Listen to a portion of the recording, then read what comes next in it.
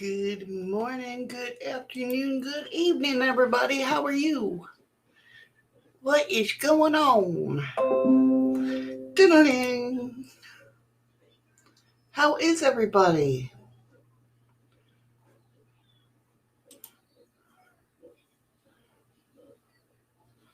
Right? Well, that's weird. Okay, there we go. Like, that's weird. And his uh, chat message came up on dlive, but didn't come up on YouTube. But there it is. Okie dokie. Doing good. Doing good. Tired, but good.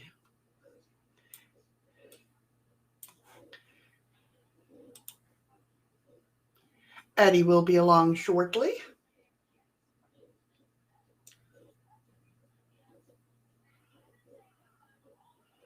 Damn, Nicole. Yeah, I can understand that. Hey, Ruth. How you doing? How you doing? What is up? Hello, easily distracted. Hello, Andy. Hello, Nicole. Hello, Misty. I saw the Misty cat up there.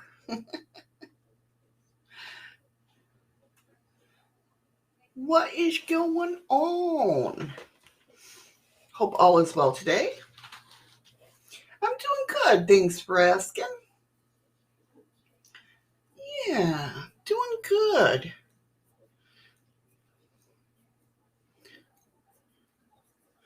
Like I said, a little tired, but all right. A little tired, but all right.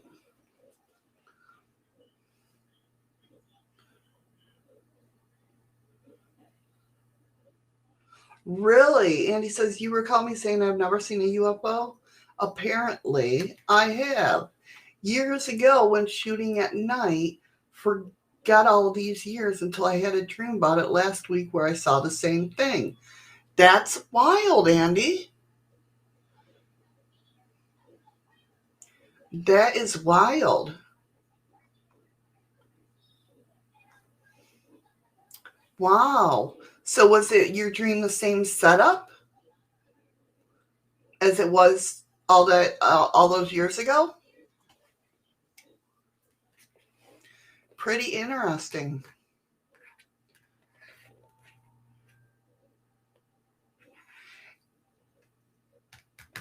I am doing good. Thank you for asking. Hey, Heaven Sent, how are you? Was back in the late 80s, early 90s. Didn't look like the classic UFO, though. More like Morse code in the sky. Really? Like blinking? Hey, Zach, how are you? I am doing well, thank you. How you doing, hon?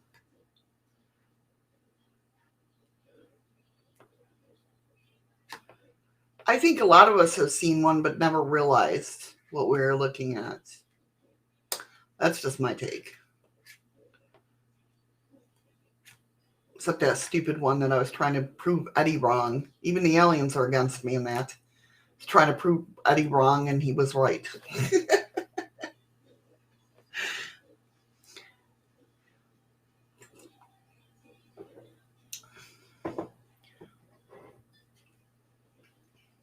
That's wild though, Andy. And it's funny that not funny, but that dots and dashes, stars move east to west. This was going the other way. Long central line, one or two above and below. That's wild. What was I just watching or looking at? Crap. It's funny you just said that, like Morse code, because I just saw something about like almost like Morse code in the sky. I'm going to have to look that up again. I wonder if it's in my history. Bear with me, guys. Because I I don't know if it was last night or the night before, or if it was on my phone. But it does seem like it was, I saw something on Twitter and I clicked on it.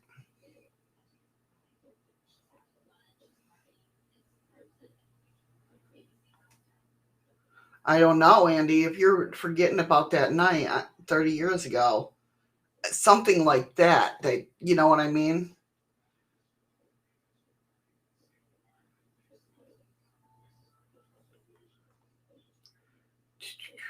Oh, let me see. I wish I could. Don't you wish your brain it worked? The computer worked with your brain? No, not really. I don't wish that. Never mind. Yeah, I'm not seeing any. Oh, wait a minute. Nope. Excuse me.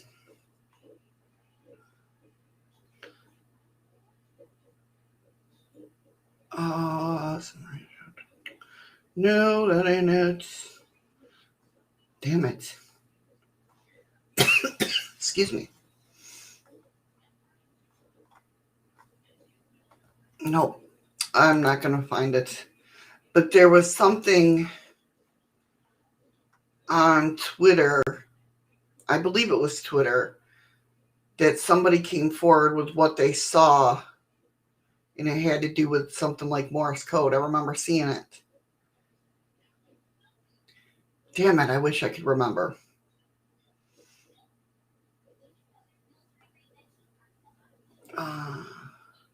Good to hear that you're doing well, Zach.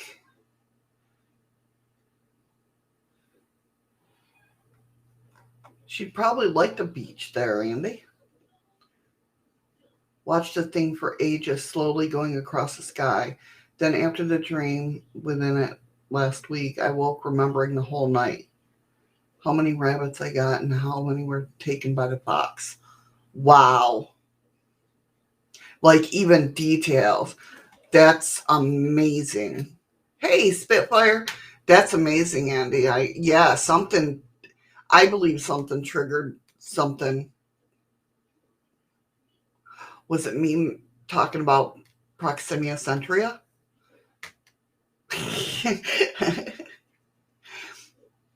Wow. To remember that detail, that's crazy. That's wicked crazy. Damn, Andy. Now it's fresh in your mind like it was yesterday. Hey, Nubs. What's up, hon?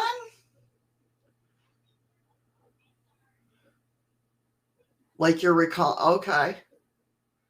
Shit. That's crazy. Interesting as hell. Interesting as hell. No problem, Nubs. No problem, hon. I know you get here when you can. I thank you for coming in. I appreciate it. Definitely. Yeah. So, like I said, Eddie should be along shortly. He said he'd. Thank you for the share on Instagram, Zach. I appreciate that. He said he'd be here right shortly after I went live. So today we're talking about, we're going to go down the timeline, but we're going to start what just happened last year and go back in time. And this is how I usually research stuff, is something will happen recent, right? And I'll go back to see if it has any, not legitimacy, but just anything reported back in the day, you know what I mean? Whether it be ancient times or, 1900s or whatnot. That's a little loud. Thank you, Nicole, for the ice cream. I appreciate it. That's just a little loud. I do appreciate it. Her up there wearing her crown on dlive chat. But yeah, so something happened last year. Well, this lease was written in December 22nd. And then we're going to go back in time from there. Thank you, Ruth, for sharing us out. I appreciate it. Thank you, Nubs, for sharing Twitter and Facebook.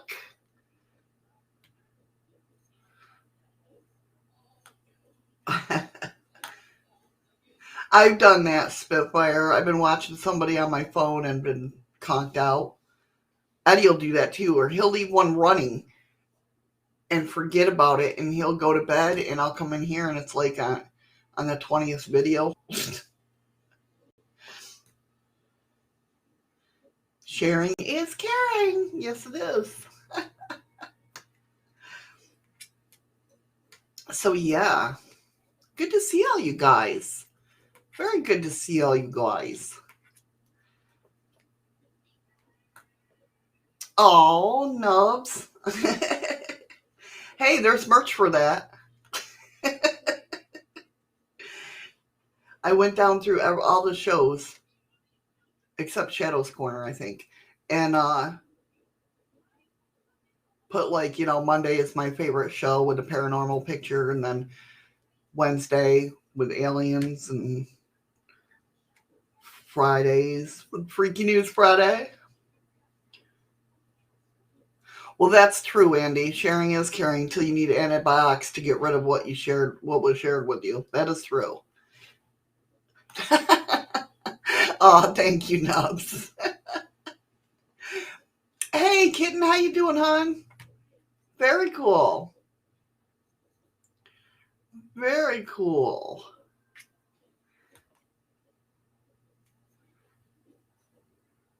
But yeah, I made merch for that. Fun. All right, guys, shall we get started? I don't even know if Eddie messaged me back or not. Let's see. Nope, he has not.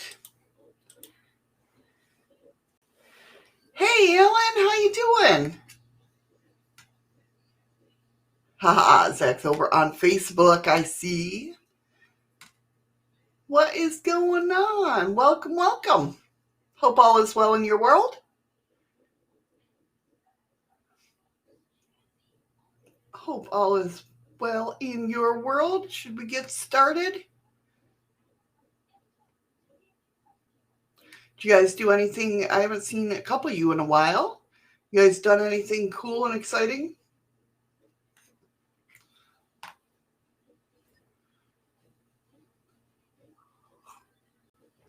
Don't mind the hair. It's in transition still. Trying to give it a rest before I put the dye on it.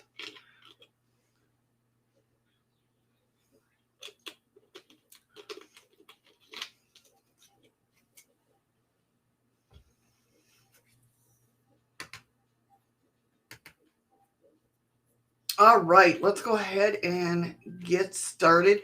So we are talking Proxima Centauri. So Proxima Centauri, Proxima b, was discovered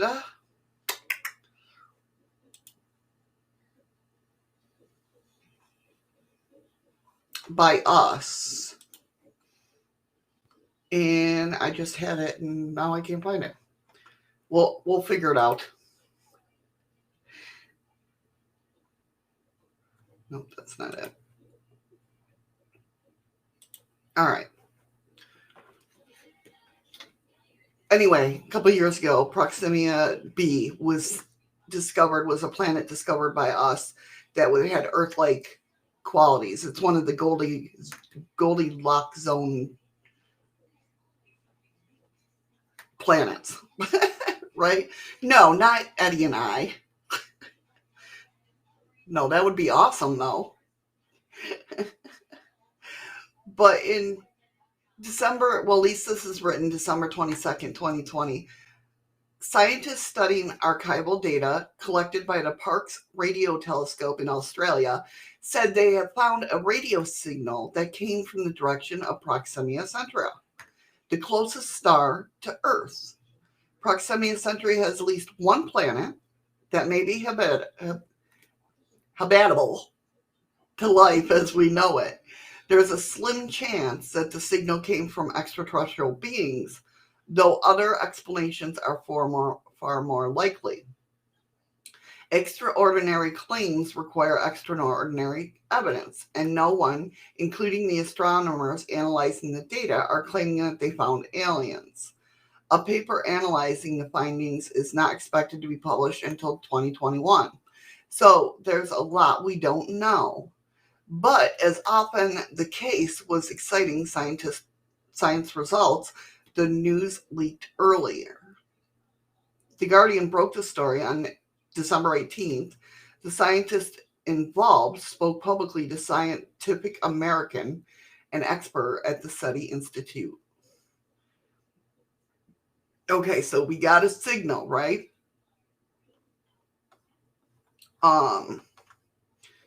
Finding life beyond Earth is one of the Planetary Society's core interests. So we are following the story and have provided this guide to help you interpret the news.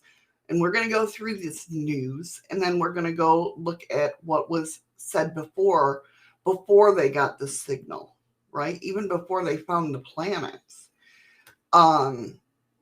Regardless of the outcome, findings like these are important steps in the scientific project or scientific process. We encourage caution and skepticism while nothing is natural to feel while noting it's natural to feel excited as you consider the existence of life in other worlds and ponder your place in space. So the signal. The signal was found by Breakthrough Listen, a privately funded effort to search for signals from intelligent beings. Breakthrough Listen scientists recorded the signal while monitoring Proxima Centauri for flares to understand how they might affect conditions on the star's planet. Probably looking at it to see how their sun with solar flares affected their planet like our sun affects ours. Right? E.T. go home. The radio signal appeared in multiple observatories of Proxima Centauri taken by Parkes in April and May of 2020. The signal wasn't noticed until later. So Proxima Centauri is the closest star to Earth, located 4.2 light years away. It is part of the 3-star Alpha Centauri system and only visible from Earth through telescopes in the southern hemisphere. Proxima Centauri has 2 known exoplanets, Proxima Centauri B and C, in exoplanet nomenclature. The star itself is A. Proxima B is just slightly bigger than Earth and lies in the star's habitable zone, the not too hot, not too cold region where liquid water could exist on a planet's surface.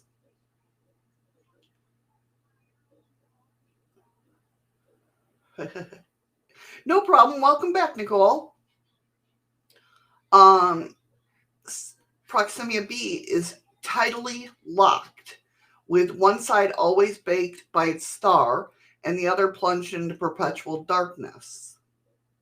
The world occupies a tight 11-day orbit where radiation from Proxima Centauri could bombard the surface and strip the planet's atmosphere.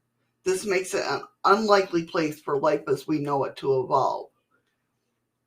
Hey, David, how are you? Welcome. How you doing?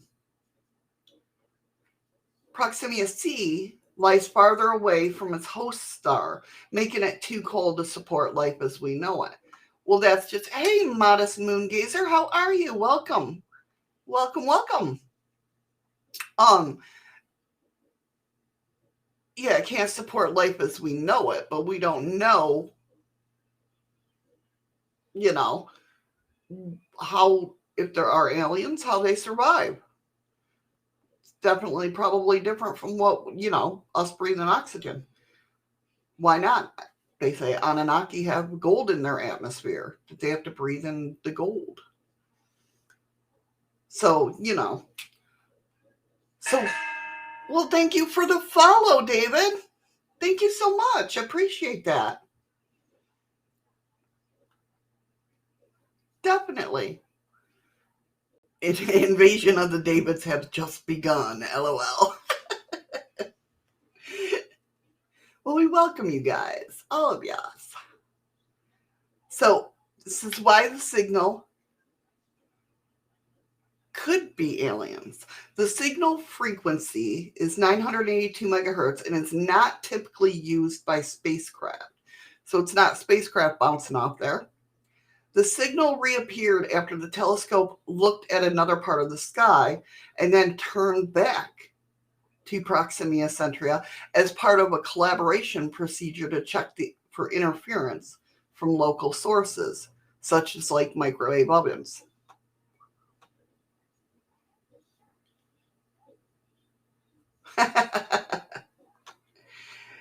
There is no known natural astronomical phenomenon that would generate such a tight band radio signal at 982 megahertz. So that's the reasons it could be aliens. Why the signal might not be aliens.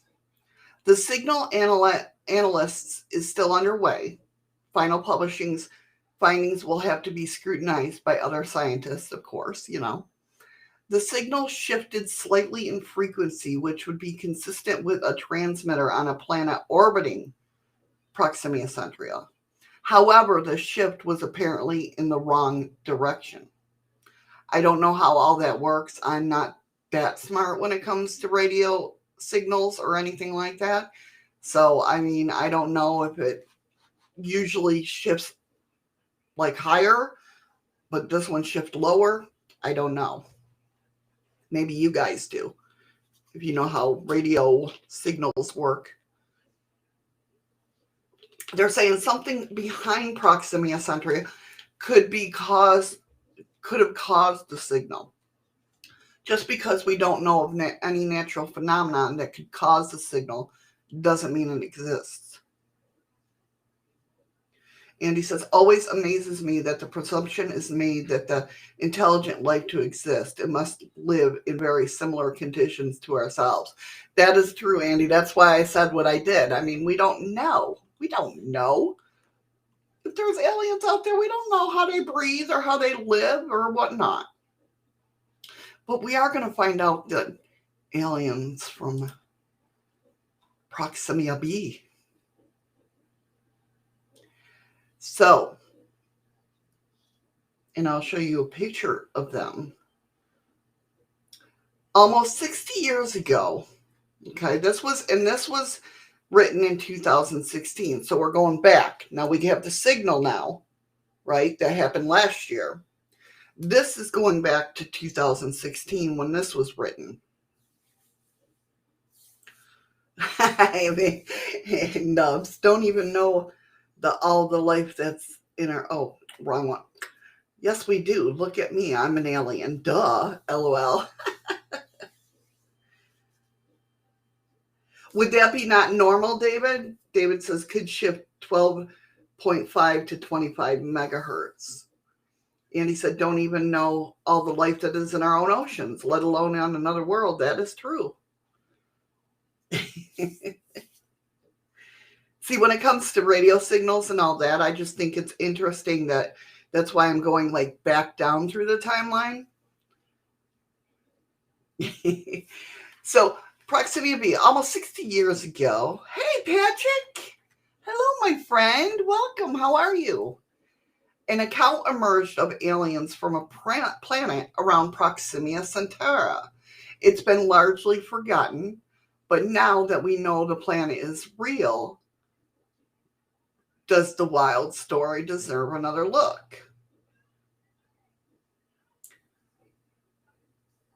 And that's how That's why I wanted to go back in timeline, because so first there was a report of aliens, right, from this Proxima b.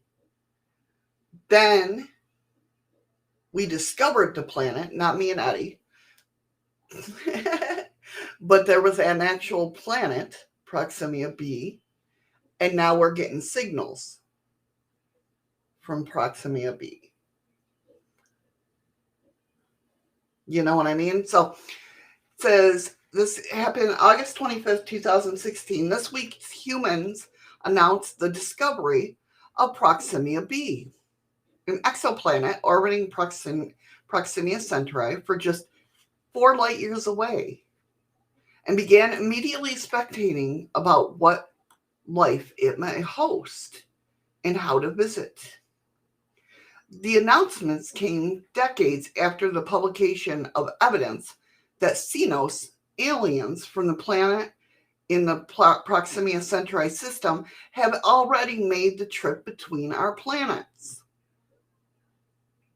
According to the evidence, the aliens are about 8 to 8.5 feet tall, humanoid in shape, and 5 times stronger than humans.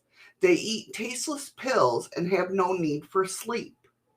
They visited a number of ancient civilizations on Earth and were most recently spotted in Taiwan in December of 2012. That's normal radio signals. Okay. Yeah, this was 900. What did I say? 982 megahertz. But they said it shifted the wrong way. So,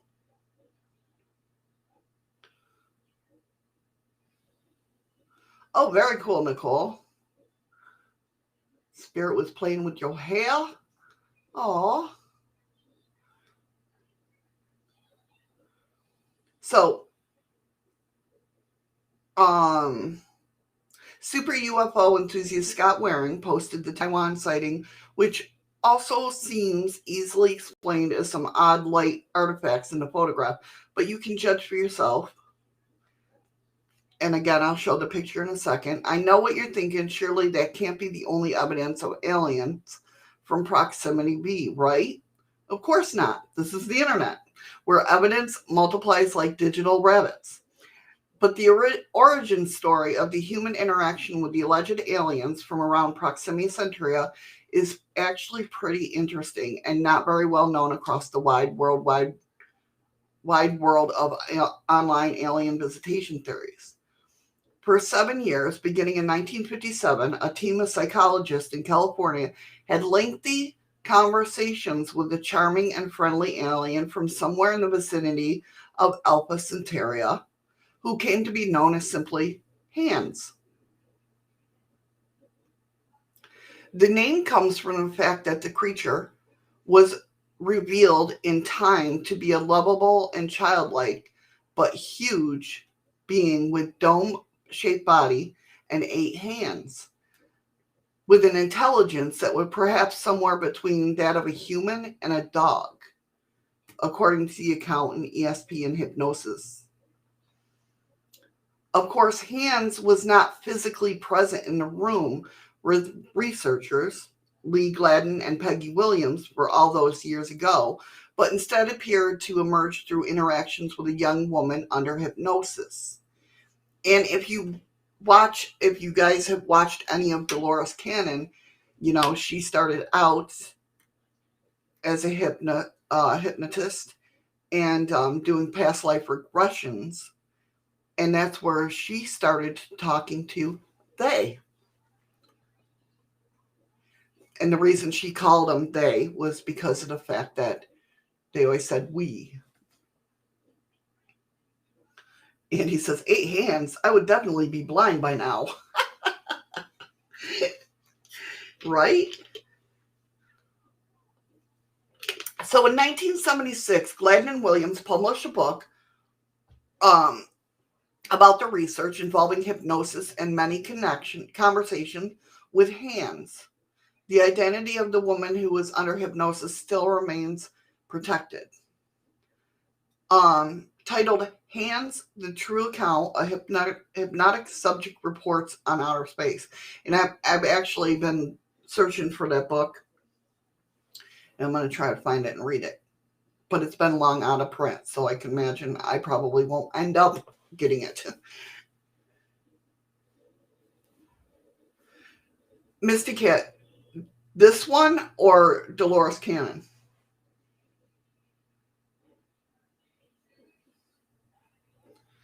It's weird because Dolores Cannon, if you think about it, if you look back in her books and listen to her, a lot of it coincides with talking with Ra, or it coincides with other things that have been going on or was told in stories. Anyway, through Gladden Williams make no assertions about whether Hands and the Xenos aliens are real or products of the active imagination and subconscious of an individual young woman. A small corner of the internet takes the words of Hands channeled through that young woman quite seriously, though. Over their many sessions, Hands revealed that if it knew of and was in contact with a handful of other intelligent species, including humans, dolphins, and the Xenos aliens from a planet around Proxima Centauri.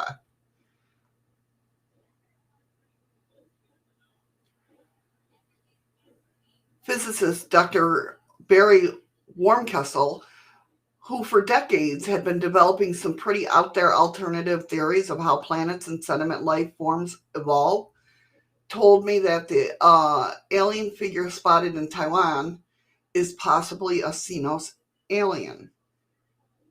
Wormkessel has integrated the account of Xenos aliens from a Proxima planet into this broader theory of the universe called astrometrics, which is really detailed, involved, and frankly, I really didn't understand it. It's the stuff of science fiction and fantasy with face-bearing telepathic spiritual beings and such. Freaking missyisms. I can't even say missyisms. But Wormkessel appears to be dead serious. As crazy as this sounds, science scored a tiny point for Wormkessel and for the notion that a telepathic alien from somewhere near Alpha Centauri may have actually participated in those hypnosis sessions decades ago. That is, we know now that there is a potential habitable planet orbiting Proxima Centauri, which, according to the Hands accounts, is where the Xenos aliens hail from. And that's what drew me to this story, because I think it's funny that, we have this report of aliens back in the day telling us where they're from. Then we find the planet, and now we're getting yeah, pretty much, Andy. Hey, Skook, how you doing, hon? Now we're getting a signal from it. Hurry back, Patrick. So on the off chance that Wormkessel is right to take on Hands seriously, here's what else to know about Xenos aliens, presumably of newly confirmed planet Proxima b. They wear gray suits and helmets, or at least they did back in the 1950s. It's possible that style has evolved. There are males and females, which can give birth up to 20 offspring. They suffer from no disease and can live to be 120 years old. The Xenos spaceship looks like a spinning tape recorder, and they used their craft to visit Earth during World War II and help construct the Sphinx, Mayan pyramids, and other artifacts. According to Wormkessel's summary of the Hands account, their knowledge is stored in personal memory banks available to all, and they function as one supergroup, kind of like what we've heard before. Therefore, decisions are made of group consents. There's no disagreements. The Cenos don't joke. So they don't have, if you ever meet one, they don't have a sense of humor. That's really just the beginning of what Hans and Wormkessel could tell you about the civilization that might be waiting for us on Proxima B.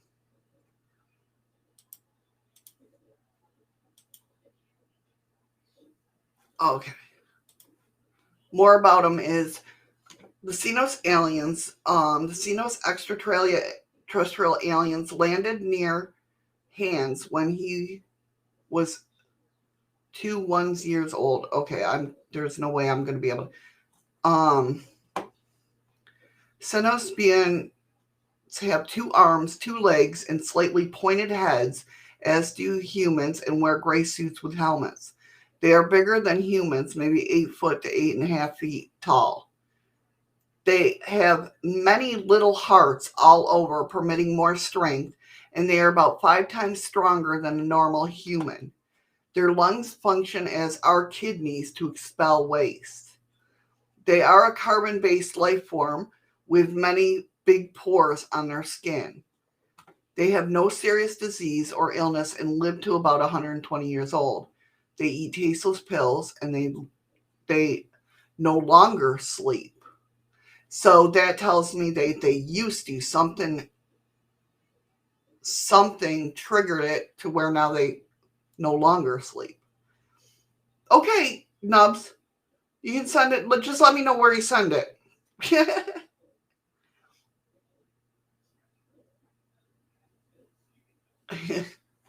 Cenos are apparently of 2 sexes, and the women are live bearers and can give birth between 20 till the end of life, but usually around 30 years old.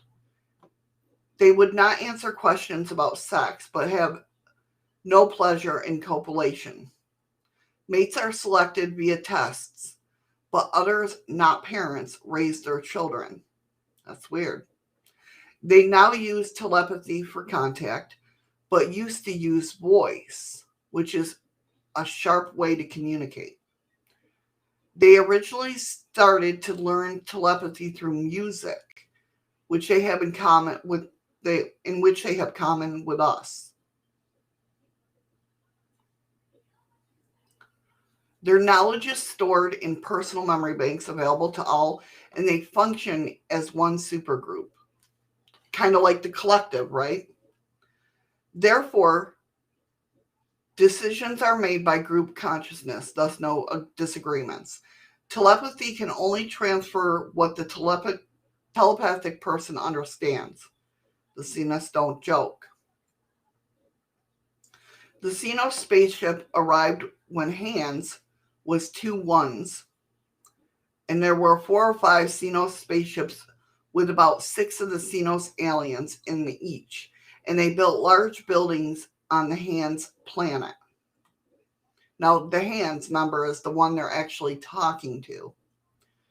The Cenos, but they're called Cenos aliens. The Cenos spaceship was a little round and long. The Cenos spaceship looked like a spinning tape recorder. The spaceship had many decks, and the Cenos traveled through the spokes on the wheel.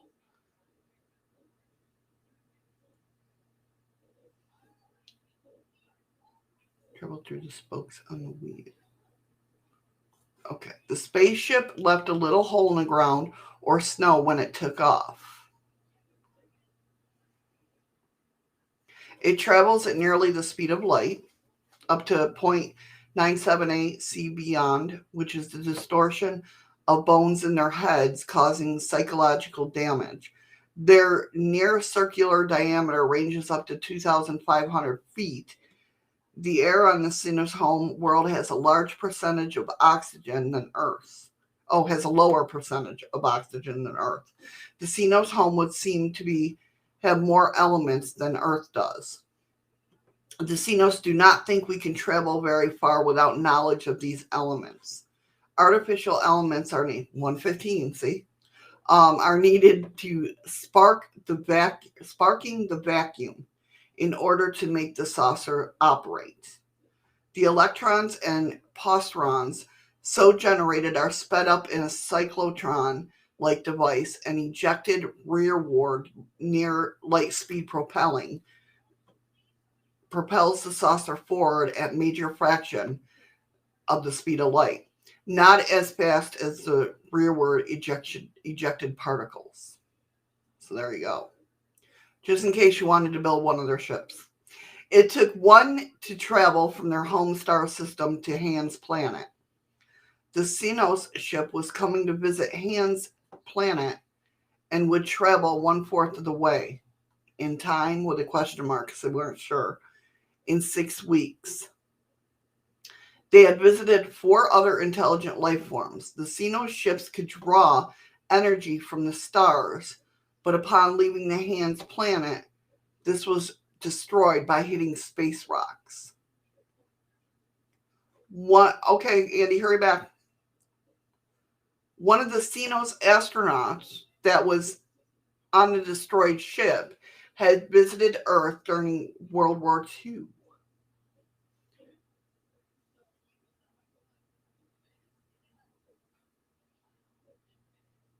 Well, I didn't say this happened here, Nubs. But yes, you need to get to Alaska ASAP, damn it. Xenos technology. They had created life, but only like jellyfish. They claim other planets, smaller than Earth, were out in our solar system beyond Pluto, and that Mars had plants on it. Does anybody know if they found any plants on Mars yet? That would be interesting if they did, right? They claim that there was a twin Earth, the moon. But if you listen to like Dolores Cannon and all them, there is a Earth 2.0, but it's us shifting to the new Earth. There was contact between Xenos and a silicone-based life form that did not look like humans or hands, but was more advanced than humans. That'd be interesting. That would be interesting.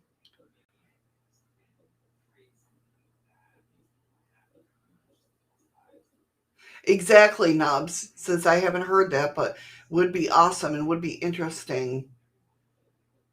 Um,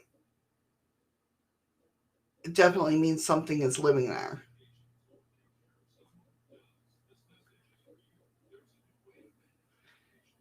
Yeah, that would be interesting if it came out saying that, there was plants on Mars. The Xenos began multiplying 15 structures apparently very close together near the group of the hands being. This is the building of the Xenos temple or base.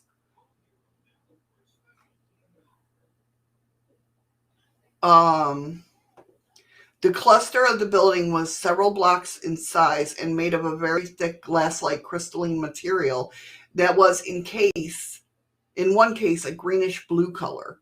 When the Xenos were clearing the building site, the trees would appear to walk away from the area with roots coming out of the ground. I wonder if they were like tree walkers.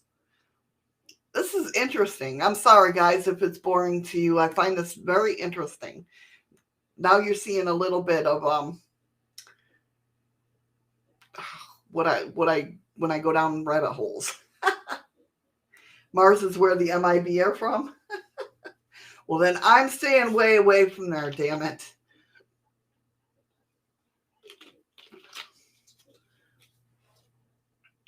Okay, where was I? When the Xenos, okay, no, I already read that part. The building had domes, steeples, and spires, those things, and perhaps many of 500 antennae. The human contacting the hands being used repeated descriptions of the temple building as way to prove or verify that they were actually connecting the hands alien. Very well could be. That's interesting, Nubs, to look at it that way. Not boring, Missy. I just don't know much on the subject. Right? Definitely. Definitely. Nicole, maybe we are the aliens to them. Very well could be. The hands alien could get, this is how Xenos hands aliens interaction. The hands alien could get a message to the Xeno aliens just by thinking. So telepathy. The hands alien also contacted the Xenos aliens at the Green Temple building to tell them about the human contact. The Xenos aliens gave hands, the hands being physical. So they're two different beings. Okay, see, that's where I was confused. I thought they were the same. Being physical examination and apparently had an instrument like an electrocardiograph. Several Xenos beings would stand at top of the hands beings and tell them to move something. Excuse me. They also gave them an IQ test and musical instrument similar to a theremin. What's a theremin? I don't know what a theremin is.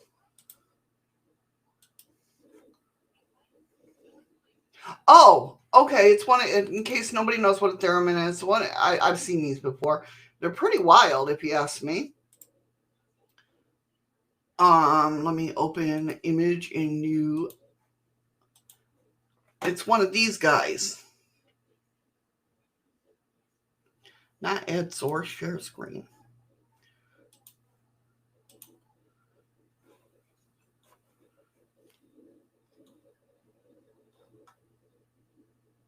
Where you touch this, and this is a very strange thing anyway.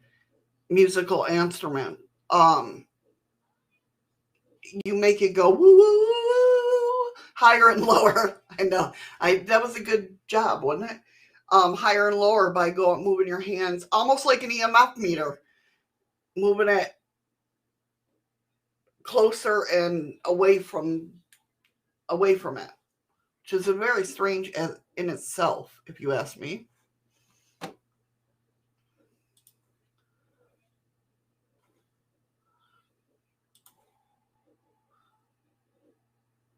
Yeah. Woo, woo, woo, woo, woo. Did you like that?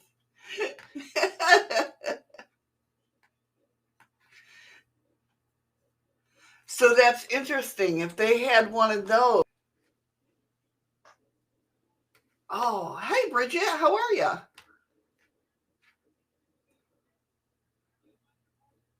Yeah.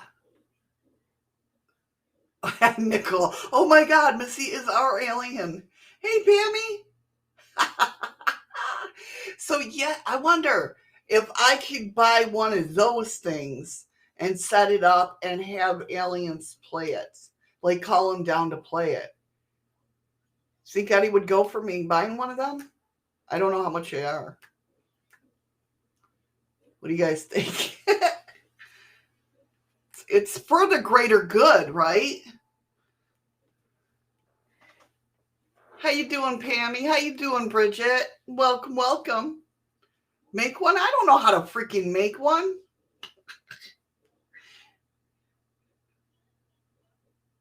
Well, yes, Nubs. Actually, Frank's box, which is kind of the creator of spirit boxes. One of his boxes created was he would talk to an alien named Purple. Eddie ain't gonna make me one. He don't even know what. I don't know if he knows what those are. So yes, that is true, Nubs.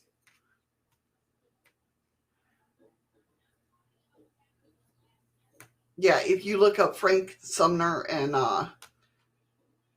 aliens, he had one box that was specifically for aliens. That's where, like I said, the alien Purple came in. That's what they called it. I should. Because that'd be cool. It'd be a cool experiment, right? I mean, it's like an EMF meter, kind of. Look at that, see? That's why I love you guys. Let me see, Andy.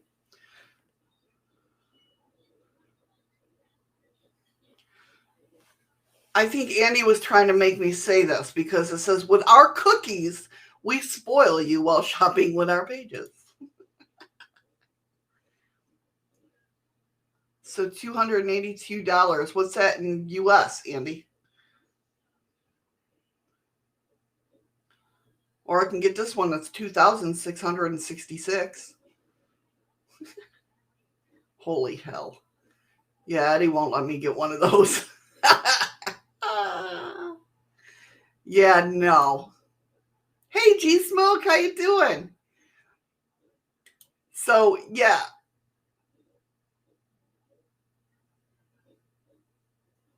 They spoil you with cookies for Fluky.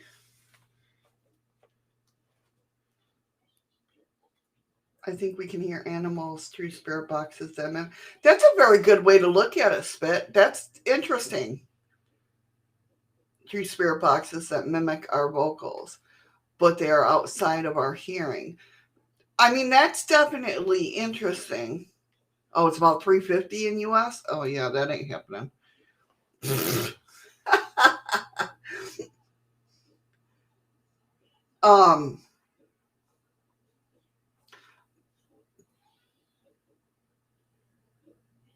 Oh, she just had her ice cream. But don't she need cookies with it? Yeah, see? Patrick's like, yay! Thank you for the ice creams.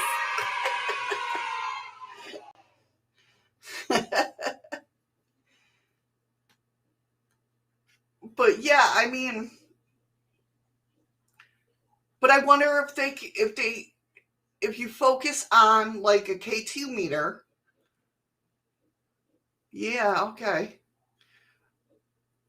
I'll do that and tell him Andy said it was all right, that he got permission to tell me it's all right from Eddie.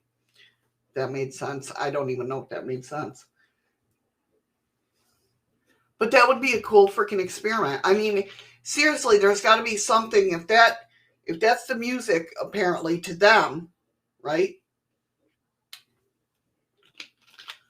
If a theremin, I don't even know what the hell how to say it.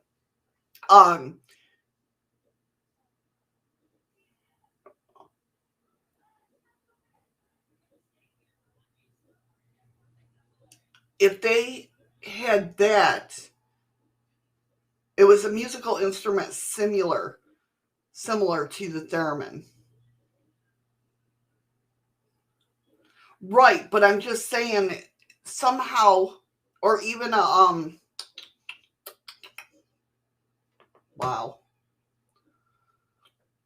proximity device, right? That might look like that, might draw them in to play. Do you know what I'm saying?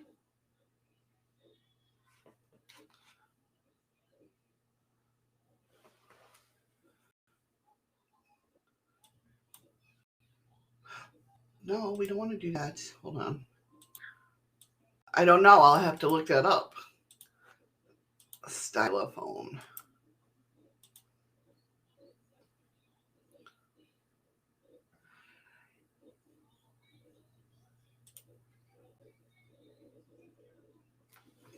Kinda. But it would have to, if it was similar to that, it has to have an antenna coming out of it. So I want to build something that looks familiar to them, right? And if a theremin looks familiar to them,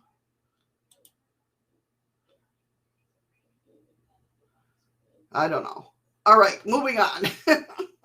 Before I spend Eddie's money that we have none of.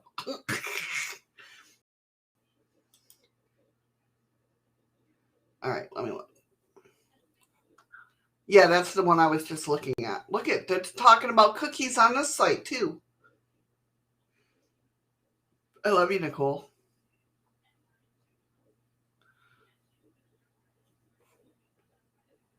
But it would have to have an antenna. I don't know how to build a theremin. If somebody finds instructions how to build a theremin, she swore at me. If people find instructions on how to build a theremin, let me know. I'll try my damnedest in 4 languages too. All right, so they also asked the hand beings to make designs with multiple hands. They could also make the hands beings sleep, which is interesting because the hands beings didn't need sleep. I'm not saying that, Patrick. She already sweared at me.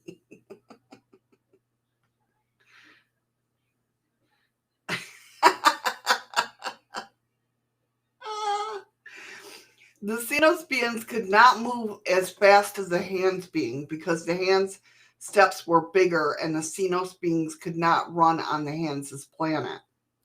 The Xenos beings gave one hand beings, man, this is confusing, the one making human contact, a ride in their spaceship, which is about 200 feet in diameter. It was probably not the mothership.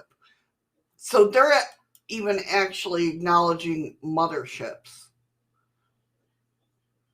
The spaceship was blue. See, I read in between the lines like that. The spaceship was bluish green all over, and Hans could watch his gawking friends on the ground via a Senios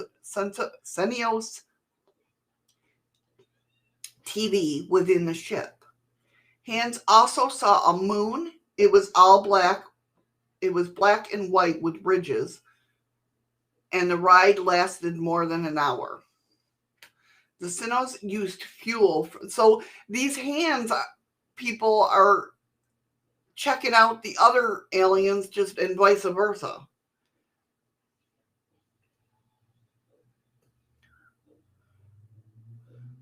Turtle cookies.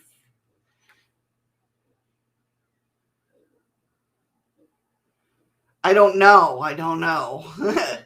The Xenos used fuel from the temple for the space trek.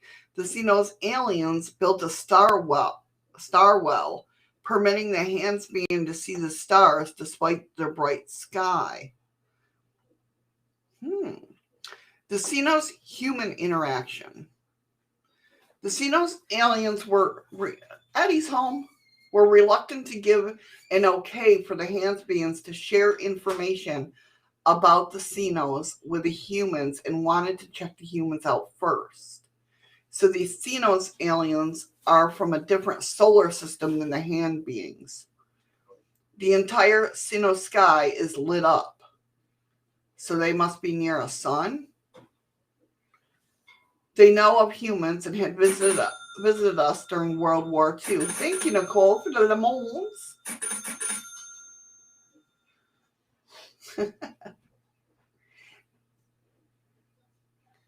So the Xenos were scared, not scared, but they just wanted to know us first.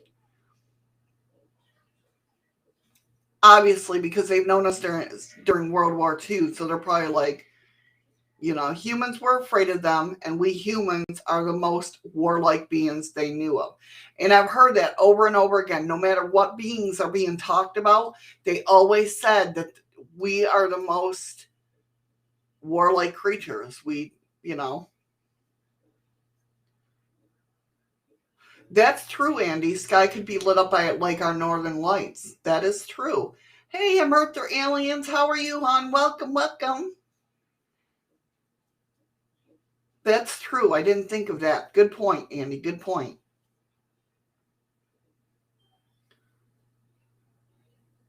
Yeah, I believe that too, Nicole. Definitely. So humans were afraid of them. Humans were closer to the hands levels of evolution. So we were closer to the hands than the Xenos. They considered humans primitive because they had not learned to fly through space nor live together. And I've heard that too before. They could access human minds when humans were sleeping.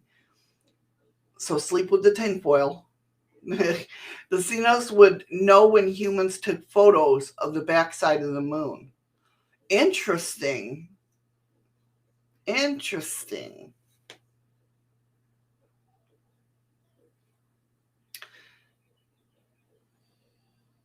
That is very interesting. So I wonder, hey, Lockbeard, I wonder what's going on in that with that species of aliens, knowing that China's gone through the backside of the moon. Adventures with Nubs says, you think aliens are tired of humans' dumb shit? They do. Yeah, exactly. We're not civilized because we're not at the stage of love. We're not in that. We're not fully in the fifth dimension. We as a species are extremely primitive and uncivilized when it comes to living with another. Exactly. Exactly. And I think that's why, I mean, we're getting closer. More people are awakened, right?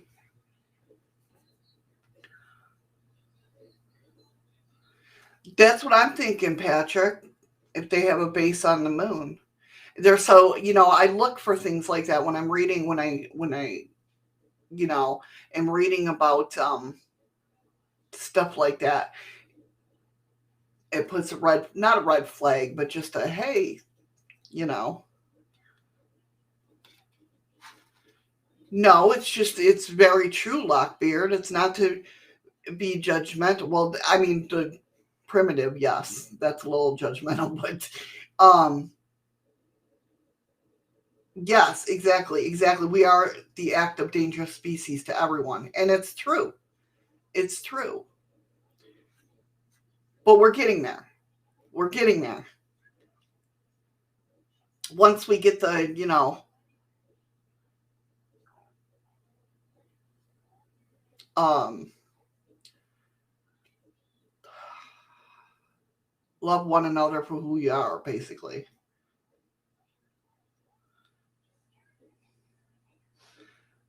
And he said, really? People seem to be becoming less social now due to the advice we are all given about COVID, let alone certain migrant groups over here who think they live under laws and not ours.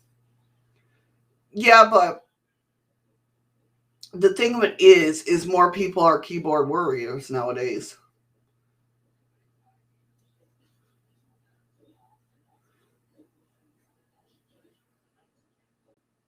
Oh, me too, Nubs. Yep. Nubs says, I would love to see one myself, but I think that aliens are here with us in plain sight. Yeah, definitely. So, telepathy, the negative pole of a higher intellectual center, is the common medium of communication between sentient species. Since we humans are like our warrior species, this capability is large lacking in our society. Apparently, some verbal like information as well as image like data can be transmitted in near time using the centering overleaf of the soul. The selected human, the Hans ET alien, and the Senios alien could all use this capability to communicate with one another. The Sentios alien could easily identify the sentient beings which the Hans ET alien was communicating when shown a map of Earth. Moreover, the Sentios ET aliens have been there often before. Excuse me, at least over the past 4,300 years or so. By the way, this is an important piece of information when trying to find out how the Cetacarians communicate. The Xenos astronauts have helped human civilization a lot, but it was not appreciated, which is normal. That's what we do, right? Humans put a railroad over something they built. They put artifacts on islands now on sea floor, and in Mexico, Peru, and northern England, and near Cairo, Egypt, something was put into or built at Chilo, Mexico, where the largest pyramid in the world is located. A total of 28 sites contain Xenos related artifacts.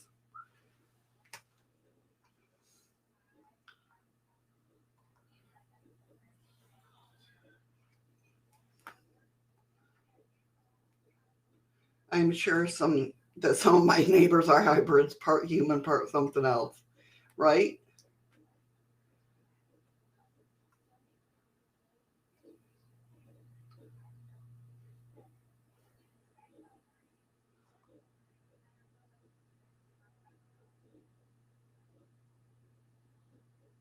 All right, Scoop, take care, hon. Thanks for coming in. Oh, they had to be like us sometime in history, but learn to work together with time.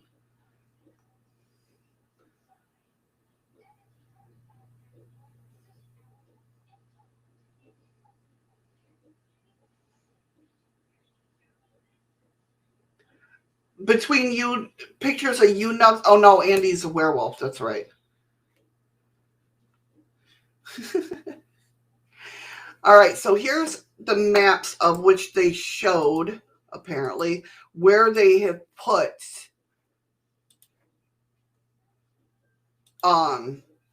items on this earth, or where we basically destroyed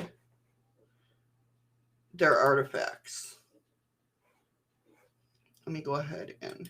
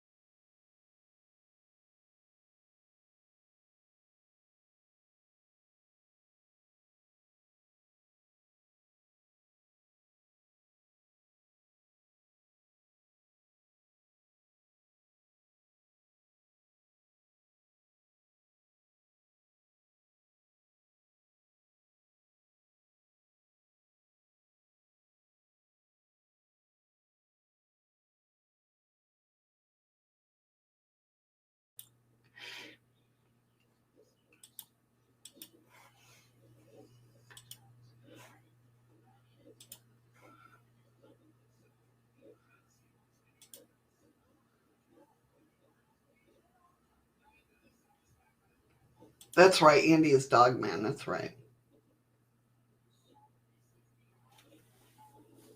Yeah, Pammy. That's what I mean.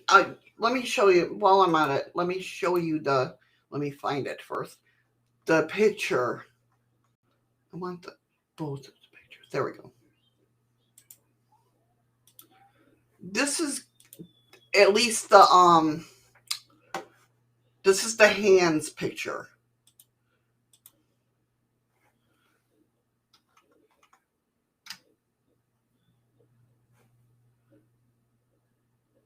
That's the picture of the hands, aliens.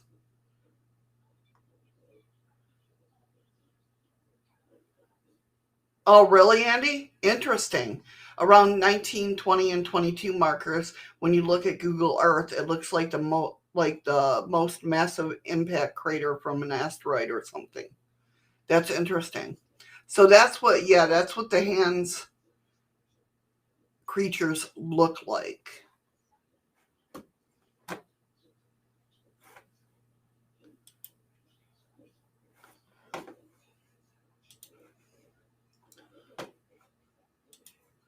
Um, let's see.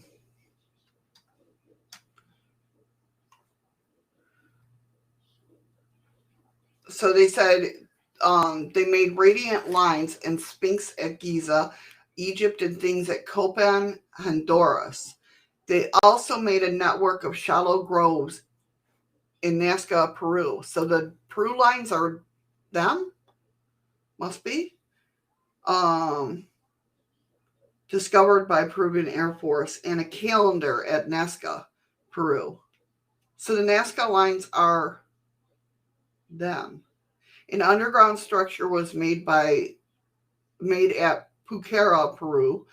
The things at Chichen Itza, Yucatan, was mostly made by humans. They made the gateway to the sun, a 10-ton stone at Tiahuanaco.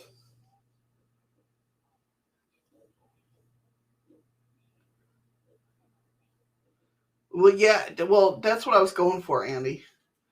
Looks like a really badly taken photo of Eddie staggering home from the bar.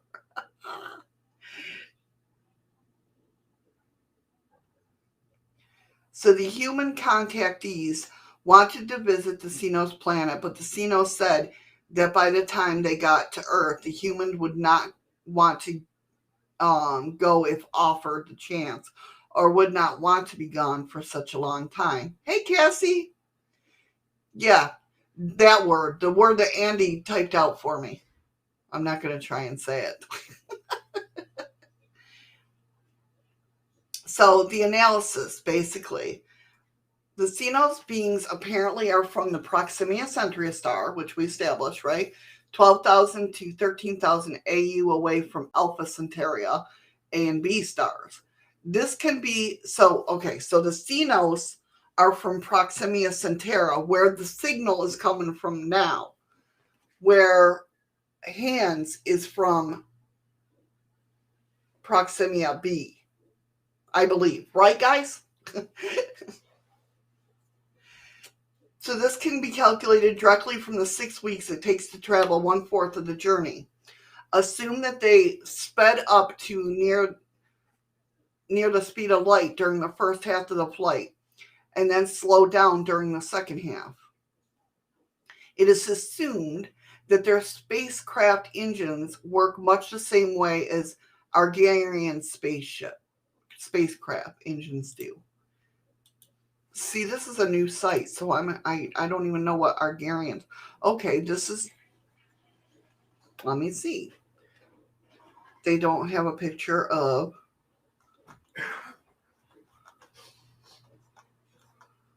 They don't. I don't know, but I'm saving that site too. That looks pretty cool. Hi, baby. Hi, baby. So I got everything right? Yep. All right. Hold on. Okay. I just said I lied. It was a sneak peek. It was woo. In Orion's belt. I don't believe so, Patrick. Okay. Run, Eddie is home. Okay. Hey, baby, how you doing? Dun, dun, dun. Hi, honey. Welcome home. LOL. I don't think so, Patrick.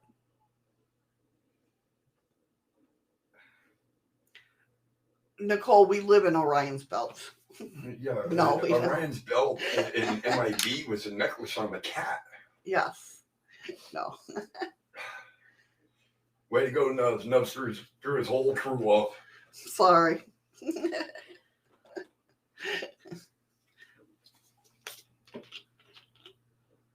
Yeah, okay, Andy. Come on now. All right, so we've established that the Xenos beings are apparently from Proxima Centauri.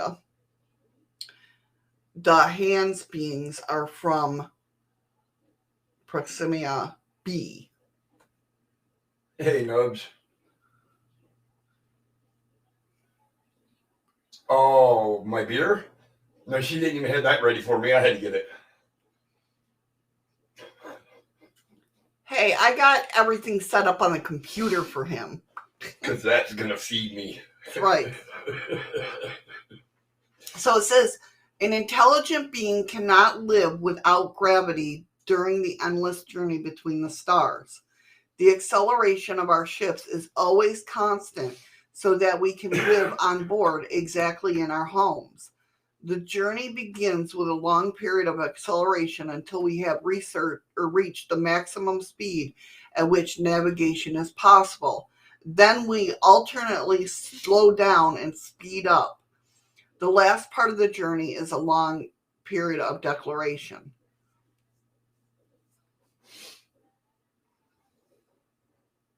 And then they give a lot, basically distance from Earth to Sun in 1 year and all that. They give all that, which, I have no clue about. So we're going to skip down. Okay. Hey, Patrick, Blackbeard, Pammy, Spitfire, Nubs, Nicole, Andy. Just kidding. And whoever else might be lurking. I thought I heard you say aliens earlier. Yep. Merthyr aliens was in there. All right, so I think I got him. Lazy wench, Missy, and you want me to talk Eddie into buying you one of those gadgets? I shall have to rethink that one. LOL. I'm worried. I didn't say anything. Oh no. I'm worried about what gadget he's talking about. No, I said, yeah, Eddie isn't gonna. I would love for Eddie if we could buy one of those just to see if it would work and experiment. But they're expensive. They're like $300. Yeah, no, that ain't happening now.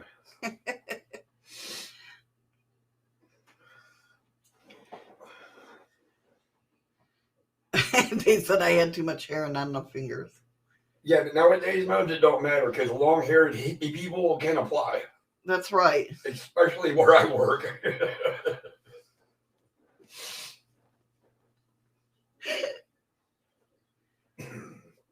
So interesting. I like hearing about how they speed up to the maximum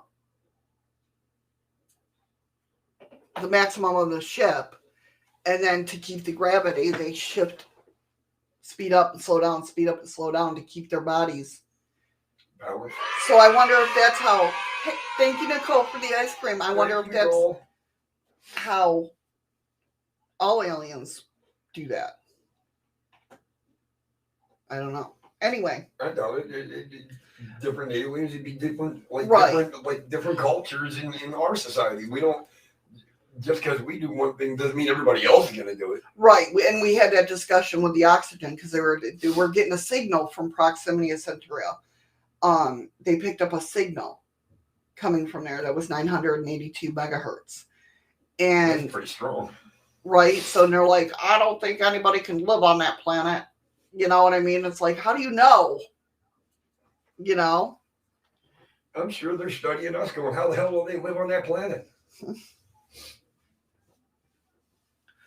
Thus, it seems like Senios come from or are going to a large planet with 3 to 6 to 3 to times 8 times the surface gravity of Earth. Is that more or less? I think it's more. Moreover, the strength reported as 5 times that of human also supports this conclusion. Furthermore, in the answer to the question, does any planets revolve around our nearest star, Proxima Centauri, and does it have life? As for life, small chance. Proxima Centauri is a flare star, meaning that it undergoes random fluctuations in brightness. Because Proxima is small, the habitable zone is close to the star, that any planet will always turn the same to face it.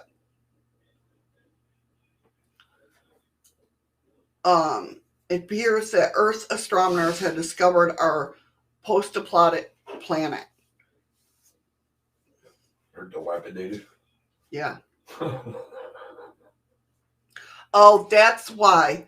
That's why, Andy. Proxima Centauri is about 0.1% solar mass. Any planet in the habitable zone would always face Proxima and therefore always be lit up consistently or constant with the report Senios sky always lit up. But the Senios must inhabit the Jupiter of the Proxima Centauri star system, or at least have a base there. However, it would be a bit unusual to find such a large planet orbiting the tiny Proxima Centauri star.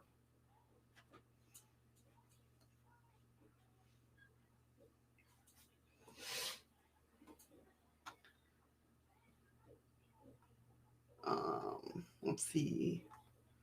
This tells more about the planets.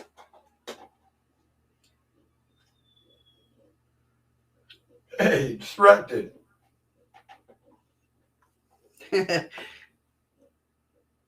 So Proxima Centauri is both a red dwarf and a flare star. It is debatable whether a planet orbiting this star could support life. Nevertheless, because of the star's proximity to Earth, it has been proposed as a destination for interstellar travel.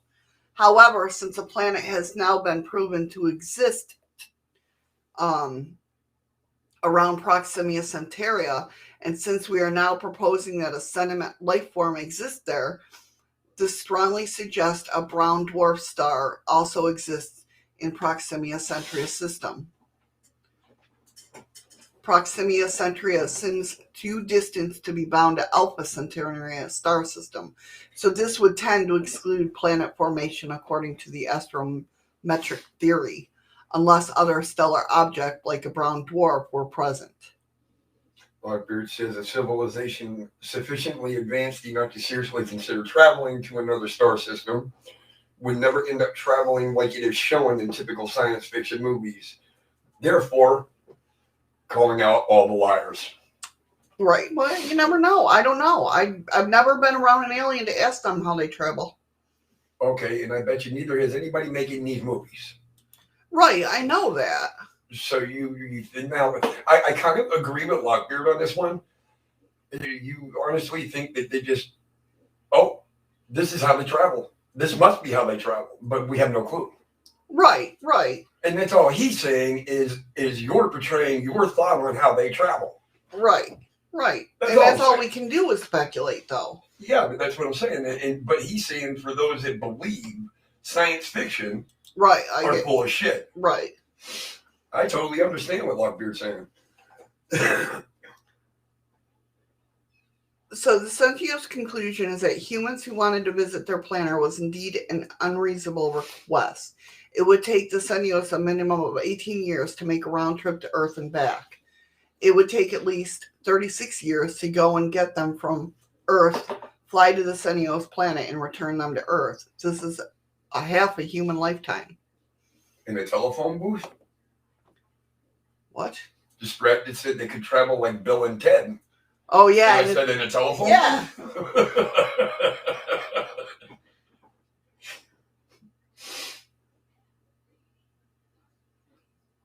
I mean, it's definitely possible that, they definitely move faster than we do. Right. I mean, if people spot UFOs, once they're in booth, it's just gone. Because they hit some kind of warp drive portal, whatever, and they're gone. Right. Where we just, kind of mosey along. Interesting. So they, but it does says there appears to be evidence that the Xenos did visit Earth during the time of the Akkadian civilization. One was designated the Sumerian god Enki. So,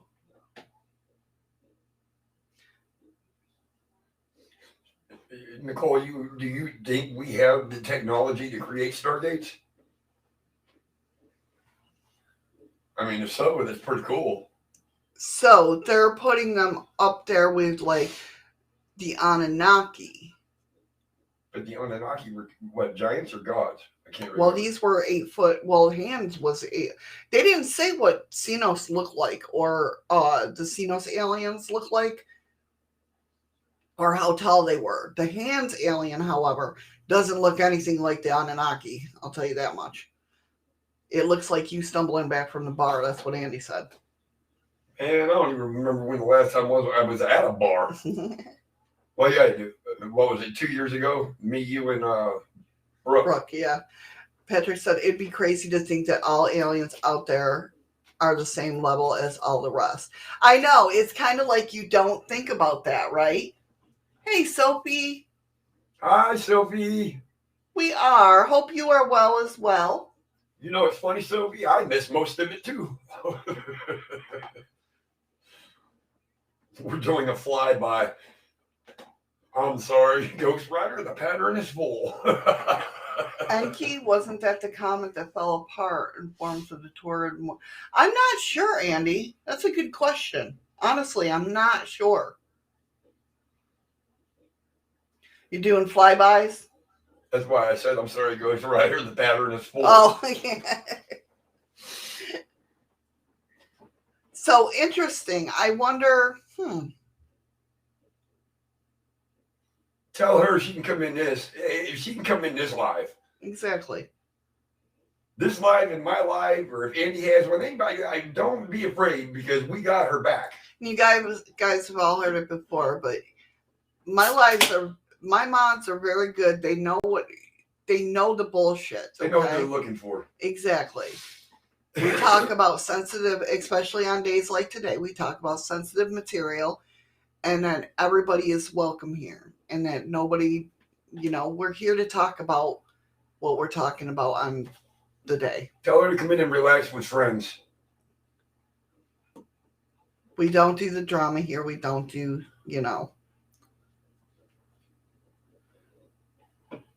Exactly. Lockbeard says, I think that understanding the accurate science, how the universe functions, allows us to know how actual exploration would occur. But 99.99% of humans still believe in the quantum cult. That's pretty good. I don't know. I am not that scientifically knowledge. All I know is the way I look at things is the way I feel in my gut on certain things. Do you know what I mean? Bridget Ladd says, we have stargates. Yes, aliens.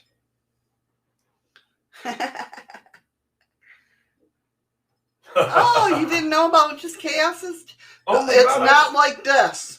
Hey, Ted, how you doing, hon? How you doing, Ted? Aliens, I didn't know you guys, you and G-Smoke didn't know I had a channel. It's me and Andy. We run one on every Saturday and Sunday. Oh, G-Smoke didn't know either? I thought G-Smoke's been in there. I thought Aliens has been in there. I don't know. Obviously not. All right, so again, they said the Xenos aliens are frequent visitors to Earth, having last visited during World War II. So it should be no surprise that they are back again. 8-foot-tall Taiwan alien declared to be real by experts. Again, I'll show the picture. Yes, so if you let Claire know. Andy brought up a good point. He says, one thing I have learned about scientists, they get tied up in the opinion and dogma rather than examine new evidence which contracts previous ideas, right, etc. Right. Or no, he's right. Contradicts the previous ideas. Right.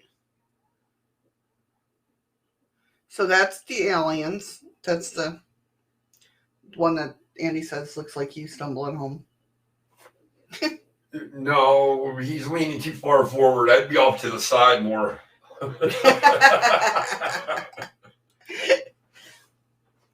So those are the 8-foot Taiwan aliens that showed up there.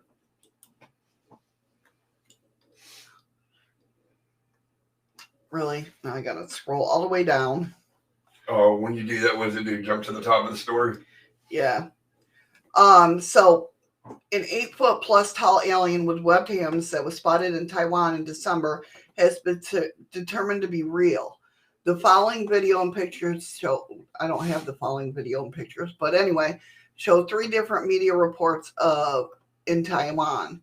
The video feature the rather strange sighting of an alien being. I'm going by the translation on the original report. The sighting took place near a body of water known as Jiameng Lake. Experts at the Taiwan Unidentified Flying Object Society measured the alien to be approximately 8.2 feet tall. The alien had webbed hands, nearly completely transparent skin, and his head was quite similar to the head of a praying mantis. So I wonder if those are the mantis beings. I don't know. I'll have to read this more. This is interesting.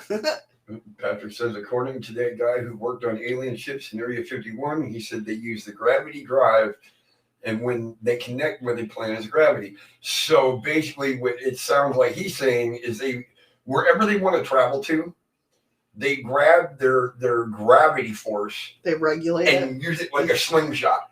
Okay. I think if I'm understanding Patrick correctly, they'll use it like a rubber band effect. Right, right. Are you talking about Bob Lazar, Patrick?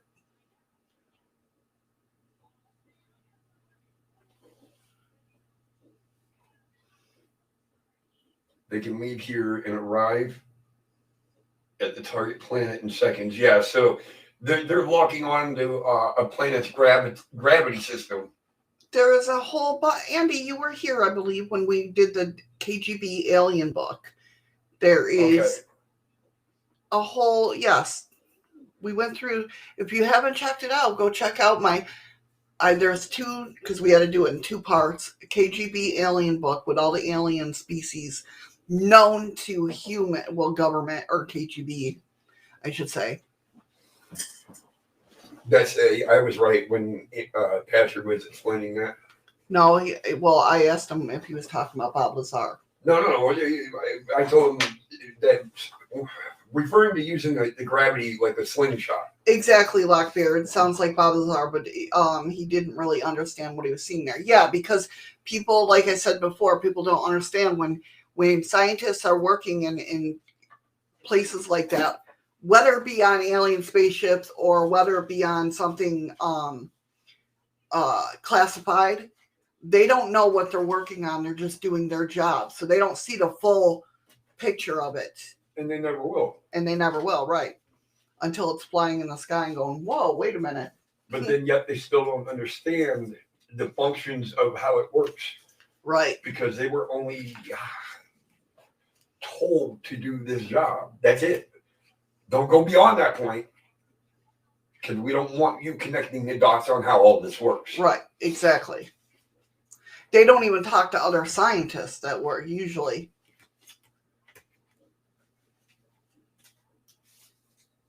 Like the film Man Who Fell to Earth, there could be aliens roaming the earth that we don't exactly. I believe there are. Totally. Do we know you ain't an alien, Sophie? That's right. No, I know. I wasn't being an ass. I'm just saying, how do we know any of you that we met? How do we know you guys ain't aliens? Maybe you got. I like David Adar's theories on things, but I don't like his approach to things, I guess. Oh, no, I didn't mean it like that, Sophie. Stop. I have noticed in the news lately that alien agenda is coming out more and more, and that we are not the only ones here. Only ones. There are billions. Yeah. Definitely. Spitfire, I already knew that. How do you think we got past this girl, Sophie? Why? They all from the outer space? Blackbeard, when it comes to that, because he said, you mean the government isn't going to tell us the whole truth soon? No, I never believed that. I don't understand why people are so up in arms about that. UFO Twitter, as I've talked about it before, is nuts. You know, I mean, common sense to me is they're going to only tell us what they want to tell us, even though there's full disclosure. Well, hi, Danielle 934. It's going to be, even though it's full disclosure, you know, most of it's redacted. So it's like, you know, I don't understand what people are getting their hopes up about. And most of the stuff that we're seeing now has already been leaked. So, I mean, you know. What was the new person? Daniel 934. Well, hello, Daniel 934. I don't see that person. That's right there. Right above Patrick saying he has been proven right. Oh, yes. Now I see. Never mind.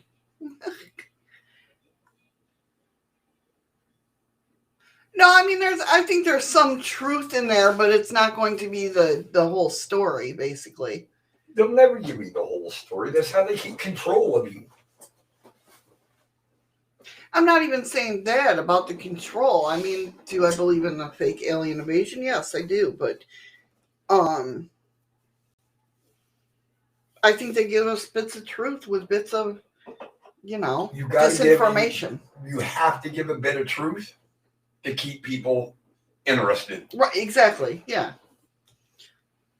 You know, but I think more and more, like I said, more and more people are waking up and realizing what our world is all about and our lives are all about. And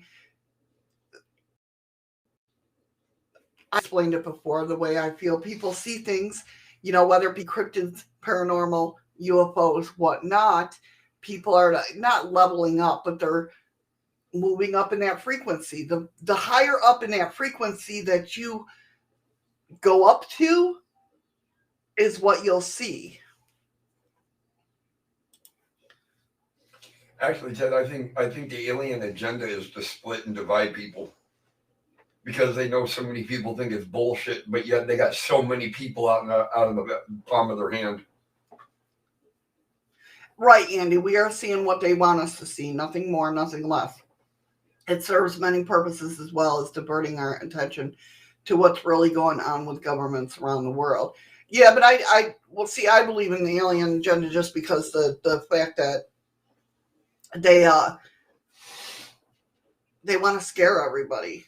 I'm sorry. The way I feel about aliens is if they wanted to hurt us, they'd already fucking have hurt us. Oh, we'd all be, there would be no planet. Right. They're letting us know by, shutting down the nuclear, silos and that, or putting them on to let them know, hey, we have the power over this. Yeah, we can launch them, we can shut them down, and you won't have to do anything. Exactly. And again, people don't think that we set off a nuclear bomb to blow up our planet. How do you think that affects the solar system? You know what I mean? It's going to cause a ripple effect. Ted Mack, you're right. Project Blue Book had a big hand in what was going on. And I think the reason why that program was diminished is because they were too close to exposing way too many people. Exactly, Andy. Aliens may be well-meaning, etc., but the humans' power that be like to keep its public in fear and under control. Yeah, I totally agree. I just said that. I know. I agree with Andy, not you, though. Well, no, I'm joking. Fuck yourself. But I mean, the whole thing with Eisenhower, hey, Macho Sancho, how are you? How you doing, Mo? How you doing, Macho? Hey, Mo. That almost sounded weird. How you doing, Mo and Macho? Macho. How you doing, hon? Welcome, both of you. How you guys doing? Hey, Patrick, you're kind of right. I don't think they're here to guide us. They've already given us the knowledge. They want to see if we can use it without killing ourselves. Right. I think a lot of us is we're higher up on the frequency. We get it, We're doing good, Mo. Thanks for asking, buddy. How you doing? Hey, oracles. She was lurking. She was lurking. She came in earlier, a little bit earlier. I thought you called Cassie. I wasn't sure. Right. Well, I had to make a pit stop before I came there. Right, yeah. But yeah, so I mean, that's just my belief. I mean, it is what it is. I don't believe that much. I think if that was the truth, they'd already have a new slave race. Okay, I thought I figured out what you were talking about, Patrick. I'm not drunk, I'm just tired.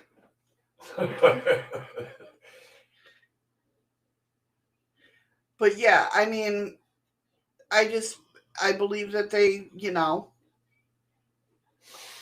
if they wanted to do damage, they'd be able to do damage. They'd already done damage. Yeah, you're right, Lockbeard. Possibly the only thing Star Trek got roughly correct is the Prime Directive. Can we travel outside of our own solar system and live and investigate other places? Well, I mean, Ted, he said, do you think that USA has made a pact with aliens who might be watching us, feeding off our energy or creating negative energy from us? I believe there was a contract made, but it was like our technology or their technology for. I'm kind of on the fence when it comes to that because you're talking about the Majestic 13, Majestic 12. I don't know. I think there's 13 people involved. But I'm on the fence with. I don't know if the alien, because I still believe in some of Stephen Greer, not all of it, but I mean, I believe that some abductions were the government. That makes sense to me. because the fear of the aliens, the government wants fear-based aliens. But I do believe What's that up, there G was Smoke? a contract with Eisenhower, where, because Eisenhower, they wanted to give us where we could live. We use the energy, whether it be the black, is it the black? I think it was the black energy that powers our fucking. Yeah, that we can use that for free energy. Nobody would have to work. Nobody would have to starve. All that good stuff. They wanted to bring that to us, but Eisenhower didn't want to give us nothing for free. Yeah. So, I mean, that's the theories going around. Yes, Ted Mack, that is exactly why our technology is becoming the way it is. It's not they're not giving us the technology to rebuild or anything. They're giving us the understanding of the technology that we have to take care of and figure it out now ourselves. But they'll let us know if we're doing it wrong.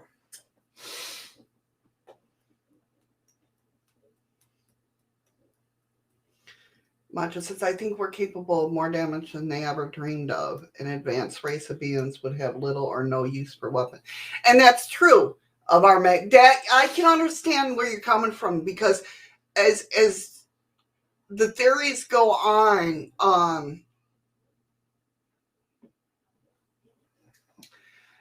I get what you're saying, because of the fact that, they're supposed to be all loving.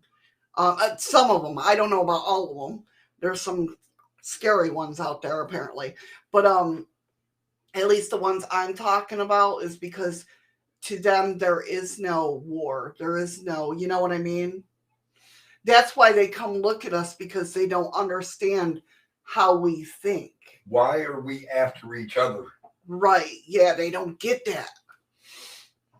Andy says, I really respect Eisenhower warning the world about military industry complex so long ago, and so very true, too. Blackbeard says, oh, he's talking to Andy. Oh, Andy Cosby. Advanced races. Yeah, that's what we're talking about, Macho. I will say, yes, you're right about that. You look at it from that way. I totally get your point. Yeah. I think advanced races, instead of killing each other, they separate themselves from each other and go their own ways. That's why they don't understand how we are. We fight each other. We just, this is what they're thinking. We have an argument, or we walk away. You guys have an argument, or you blow each other up. Hello, Melanie. Her's been lurking too. Hi, Melanie. I often wonder if some planes crashing or go missing are intentional in order to feed the aliens. I don't believe that's true, Ted. No, they don't eat like we do. I don't believe. I don't even think they eat. I think they just absorb energy. According to the Hands and the Sinios aliens, they eat tasteless pills and they don't sleep. So, I mean, it's something that they take to maintain. Do you know what I mean? Whatever they maintain. But I think some plane crashes are due to, I mean, if you look up the Ted Stevens. Ooh. Patrick just said they may be looking at us and seeing themselves in their distant past. That's one of the theories, that they're coming back to, kind of like we would go to museums to see the dinosaurs. Sitting there going, they're looking at us going, damn, I lived like that? Right, yeah. What the hell was I thinking? Oh, gotcha, Melanie. Okay, well, welcome, hon. That's a good point, Patrick. I like that point. Kind of like when we go look at the museums at the dinosaurs. That's what they're kind of doing here. That's a theory. What he's saying, what he's saying. Well, so you think some people go look at the dinosaurs going, God damn, I used to look like that? No, but aliens know that. Right, but that's what Patrick's saying, is they're coming back looking at us like, damn, that used to be me? What the fuck happened? Well, according to some places, yes, or some people, yes. What aliens are evolved, they've already lived through this world. If you want to go that route as well. They've already, and they say Earth is the hardest place to experience. But when you die here, you might level up and go to another planet and live their way, if you want to go that route.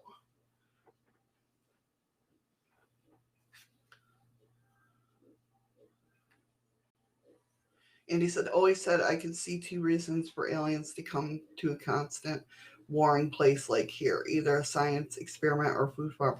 No, I believe they want to help us out. I believe they really want to, that now that more people are awakening and understanding and coming out and feeling, I mean, they're not totally feeling, but look how more people are coming in, more people coming out with stories of seeing UFOs or aliens, because I mean, we're still not at that level where they're not getting judged, but they feel, hopefully there's more channels like mine where you're protected in here. Do you know what I mean? Does that make sense? Actually, Sophie, some of us personally may have never seen the Men in Black, but the Men in Black have been seen.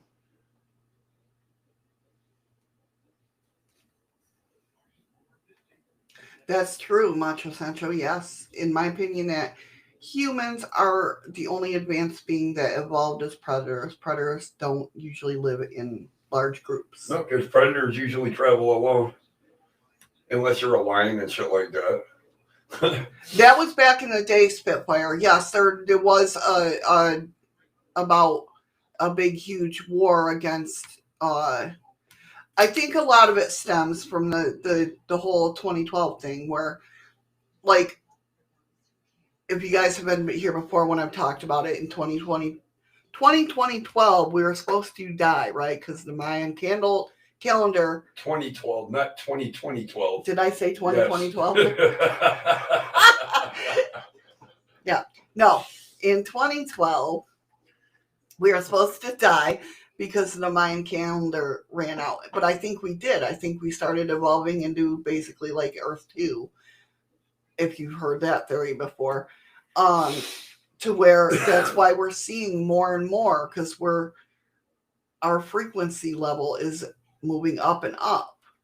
And so the more and more people are seeing UFOs, the more and more people, their frequency has lifted up.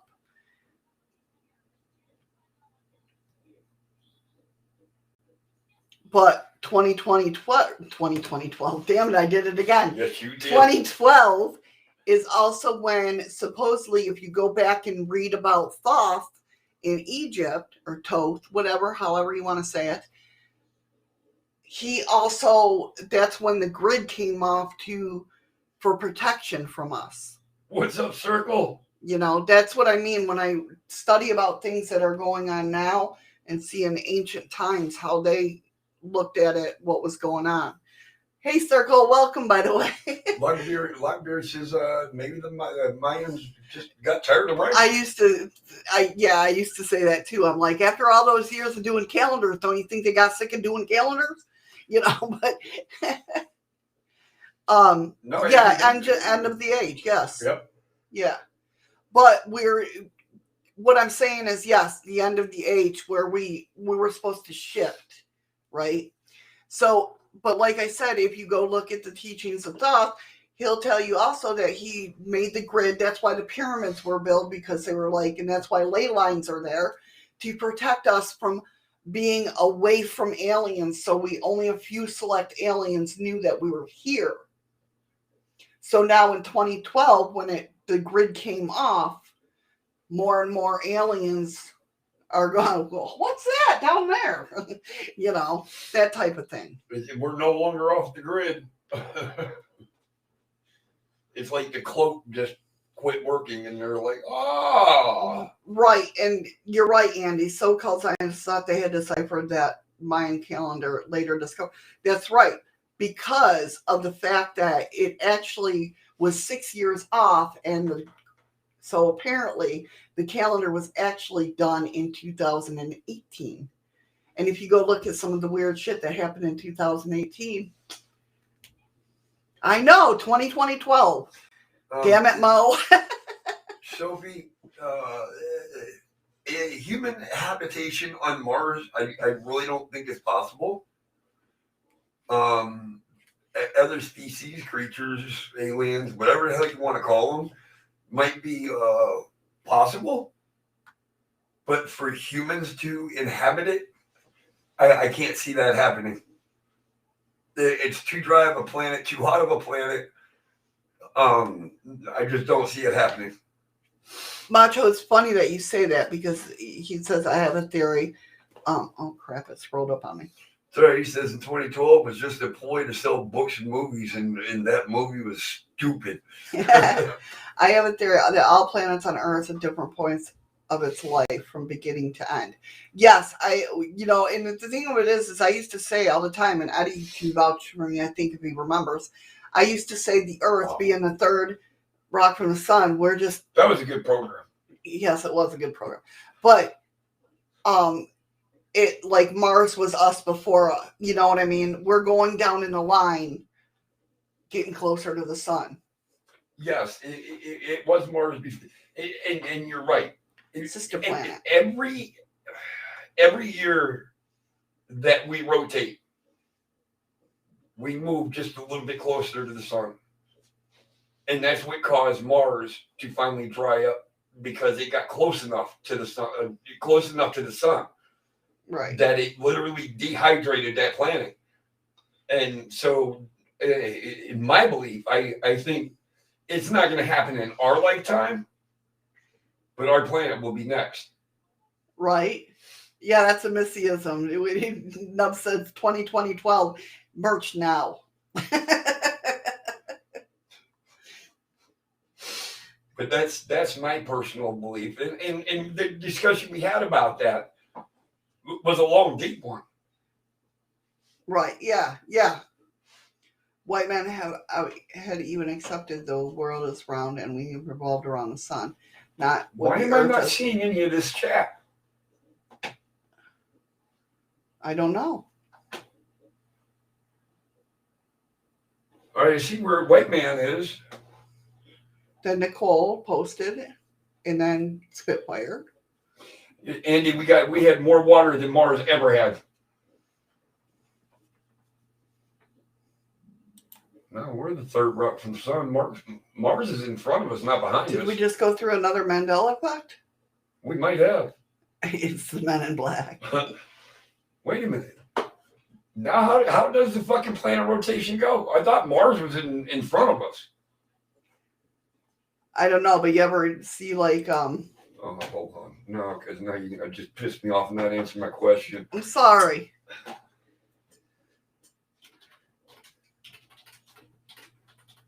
It's because of the rotation, honey. Because we're not actually going around like our like the picture show. We're all offset. We're going bubble. Hey, Wisteria. Welcome on. Wisteria. 2012 is actually loosely based upon Graham Hancock's book, Secrets of the Gods. Yes. Mars is near image place in the store. LOL. If we carry on talking like this, the men in white will be coming for us. I know. I'm telling you, Ted, if I ever disappear. It's kind of like Bob Lazar said. The reason I'm coming out with this stuff is so if I do get killed, you know. Now I'm getting fucking confused. Because I looked up, is Mars closer to the sun than Earth? And this is the shit that comes up now that this will confuse the fuck out of you. Okay? Because it says, what did it tell me? It says, search for, is Earth closer to Mars or the sun? And then it comes up saying, which of the planets is closest to the sun? Universe today. Is Mars closer? So Mercury is the closest planet to the sun. Right. Which is, Mercury, I thought, was the hottest, right? So he is the closest. Okay. And then Venus is the second closest planet to the sun, and Earth is the third closest to the planet to the sun. So we are closer to Mars than we are the sun. Right, yes. If I'm reading that right. Remember my mom ordered pizza or whatever? What? Yeah, I can't remember the freaking acronym though. Hey, Midnight Paranormal, how you doing, hon? What's up, Midnight? Let's see if they have it. You know what? I'll never find it because I don't know how to spell acronym.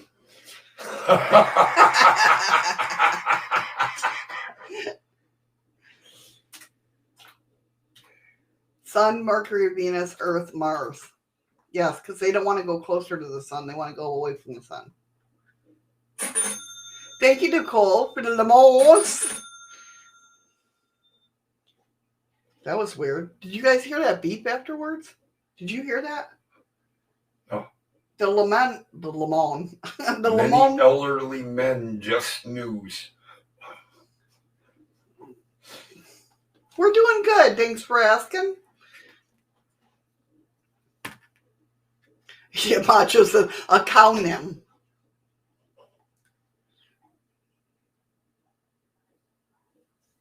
Claire knows she's safe with us. Hey, Zach. Hey, Midnight. I don't know who the hell else I missed. I was over in Google. He was over in Google. I was making myself stupid. So what do you guys think? I mean, seriously, now, like I said, we went backwards in the timeline. Okay, so in the beginning, first, in 1950s, there was a report of those aliens, right? Before not Centennial. What the frick is the name of it?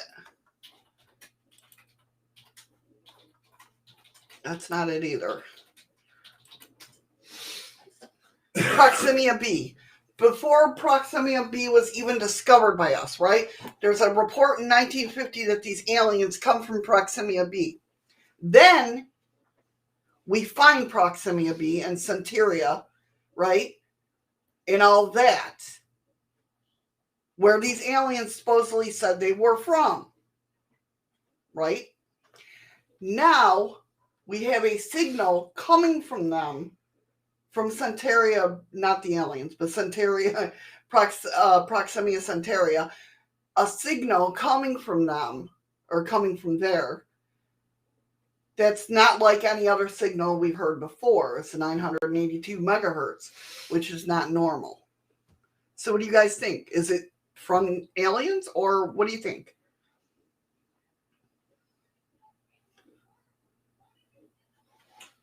I missed something that I wanted to comment. Midnight Paranormal. Oh, yeah. Restream bot is not a person. But there's a person after where it says Restream bot, you'll see a name afterwards. They're on a different platform. That's why. It's just an identification to let us know what platform they're talking from. Macho Sancha, I would let him in. I'd probably be freaked out. I'm not going to lie. But also, Wow, that was pretty deep. Wisteria says, I think humanity has a lifespan and the earth has a reset where it all starts all over again. Oh, wow. But how would that happen, though? It might restart for the person that died. It'll restart, but it's not going to restart for... Ooh, a whole new cycle will restart. I would start a war, Nicole, if I gave him some of my coffee. Another extinction. Yeah. Okay, so you're talking about a parallel universe where we go and start a new life as a different identity, but the same person. Nubs, I've said the same thing time and time again, even with technology of using rollers and everything else. There is no way you moved tons of one stone that high. I don't care how many people were pulling that fucking rope. So you would think Wisteria, every time we die, we actually go higher?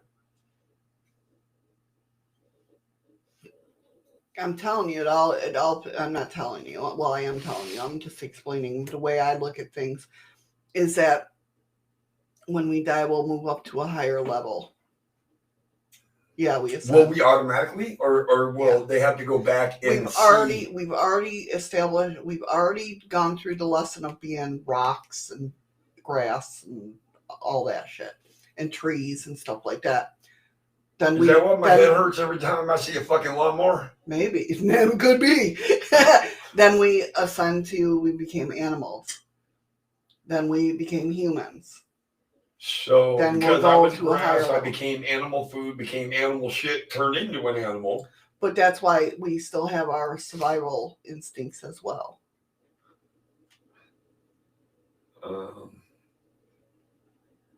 They reckon this virus thing happens every 100 years. Well, if that's the case, then their timing's way off because the swine flu wasn't 100 years ago.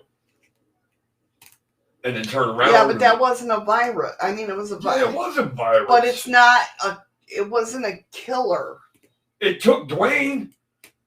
That was not the swine flu. That was what?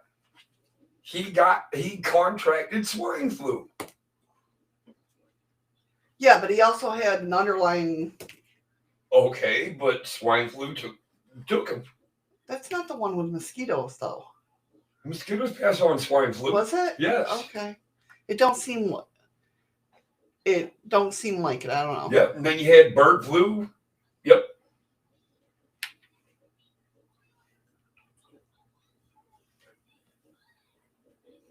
No, Andy, we did have what they called the swine flu. Yeah, the bird flu H5N1. Yeah. Hey, Amora. Hi, Amora. But yeah. So I just think, this is how I kind of let you guys into the research aspect of my show, of what I go through, or not even for the show, even for my own benefit of how I do things. I find something that happens recently, and then I go back through history and try to find something to see if anything's relevant. If it derived from what had happened back then. Right. Even if it's like, it'll be, obviously it's not, what happens here is not going to be explained the same way back then. So You got to kind of, piece it together like a jigsaw puzzle. Right. The H1N1, that was it. The H1N1, the pig sniffles. So that's kind of how I research things when it comes to stuff like this. H5N1 is still on the high consequence infectious disease list in the UK. COVID was removed 3 days before the government put us in lockdown last. Hey, Truth Revealer. Hey, Truth Revealer. How are you? I'm going to try to. I don't know who this one is, but they know who I am. Obviously. Everybody knows Chaos. Wait a minute. Wisteria's here. Is that Lee? Did Lee change his name? People want to holiday to Mexico to full. Yep. That's good job, honey. Good job. Wow. I don't know how.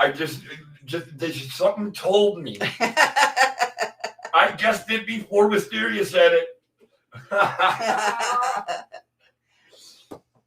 Welcome, buddy. Welcome. How was that? Wisteria? Was that pretty good or what? Well, I figured it was somebody that knew you because they said mate. You know what I mean? When they say it that way, it's like, all right, it's somebody I just recently spoke to. Right, yeah.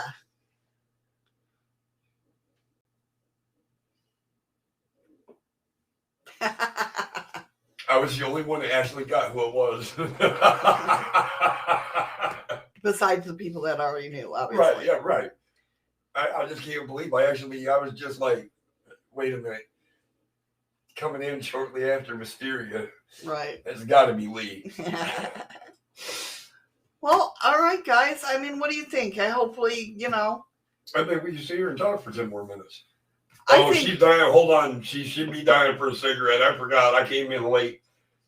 Besides that, when I got out of work, I stood out back, had a beer and a cigarette before I came upstairs. See? Chaos is a real truth reliever. Revealer. No, I'm not. I just ride the ponytail, the coattails of shadows. I just have good ideas every now and then, or good insight. But believe me, she's the one that you need to listen to. Well, you don't have to. I mean, half the time I don't, but. The truth is revealed, see? You're right, Macho.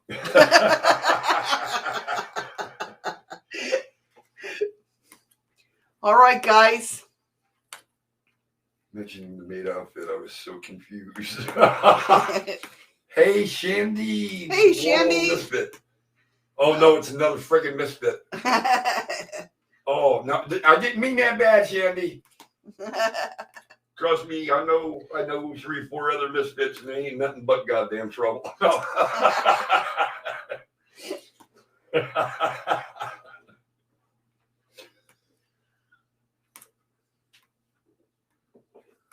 Guys, thanks for hanging out and not taking off before I got here after work. Why would they do that? Because Nub says Eddie's on his way, run.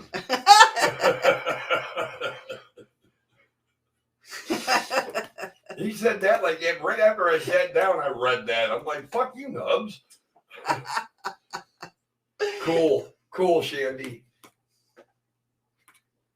But she's our bestie too. And so are you and Patrick, Nicole. And as a matter of fact, every one of you in the room are our bestie. We love each and every one of you. Let me go over to dlive, start hyping up that chat over there. Hey, this time she said chat and not chess. Heather and Freaky must have, I don't know, what's the weather like there, Patrick? Heather and Freaky must have sunshine because they're out and about. So if you're over in dlive, you can steal some lemons. Oh, Nicole putting up Cookie Monster. She over there ready for it. That's right. She's like, give me the Well, Shandy, I think we met one time before, so it's nice to have you back. Well, I know they're over in your neck of the woods there, Patrick, so. Oh, Wisteria, I'm the same way. I'm maybe not on the phone. And even though Andy's like halfway around the world from me, I could sit and talk with him and Nicole for a long time just through the computer and do, a video chat with them.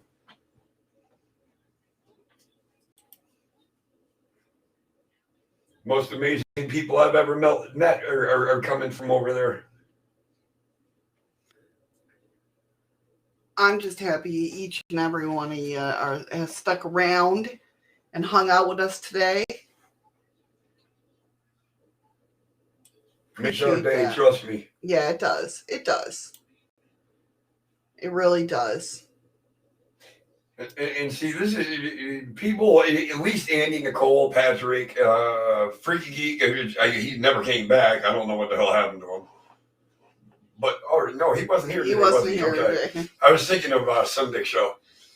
Melanie, and everybody that comes to this Saturday, Sunday show too, you guys will understand, when I do the show with Shadows all week long, it builds up? Yeah. Thank you. That's a good word for it. He's a man. Yes, Freaky Geek is a man.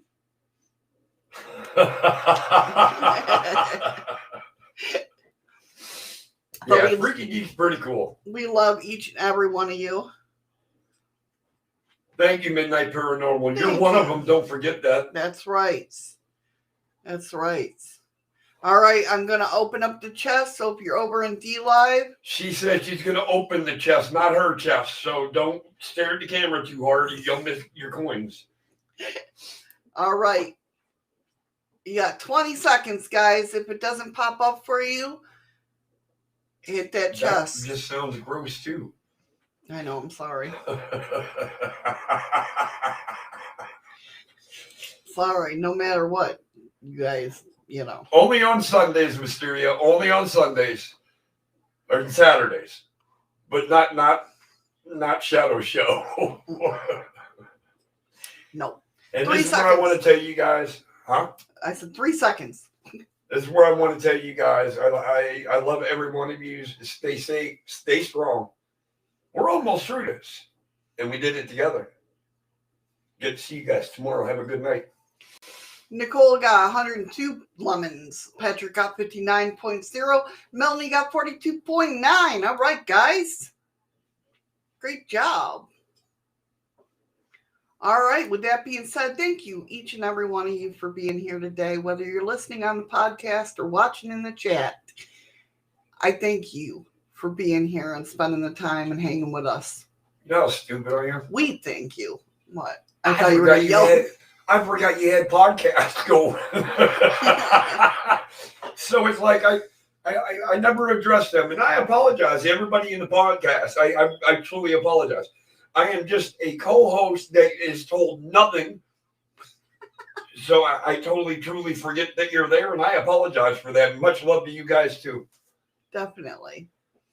Thank you, everybody who's donated. Thank you, everybody who's watched, shared out the stream, liked the stream, all that stuff. You guys freaking rock. We love you. Now what we need you to do is share your stories, your pictures. Share them with us all. You're not going to get judged, believe me. Not here. Never. Definitely. You know? Yes, I am the part-time co-host. I am sorry, but it is inventory week. Yeah. So. Yeah. All right, guys. With that being said, have a great rest of your day. Take care. Be safe. Tomorrow, I'm not sure what we're talking about. Something witchy. And, yeah. I do not need to watch the fucking mummy. I'm not watching the fucking mummy. If the mummy comes on TV, she's going to bitch at me because we're going to be one TV short. Because I will put a hammer through it. Hey, Zach. He just don't want to sit there and watch Brendan Fraser. You know what? I don't even get the goddamn notification anymore. Yeah, it's tough. That's why, yeah. That's why if you're on social media, follow Shadows of the Moon page, or Nicole puts it in the group as well, or, well, not my Facebook because I don't share it out on my Facebook, but, or Twitter, any of those right there. And look at that, Streamlabs, right on the ball. Look, Amora couldn't have put it no better. She loves your smile and my humor. Oh, we love you guys. Thank you, Amora. That's so sweet of you. I think mine's more sarcasm than humor, but I'll take it. Right. All right, guys. I hope you loved today's show, and find something today that makes you smile with your eyes. Okay? Promise me that. Love you guys. Take care and be safe. Mwah.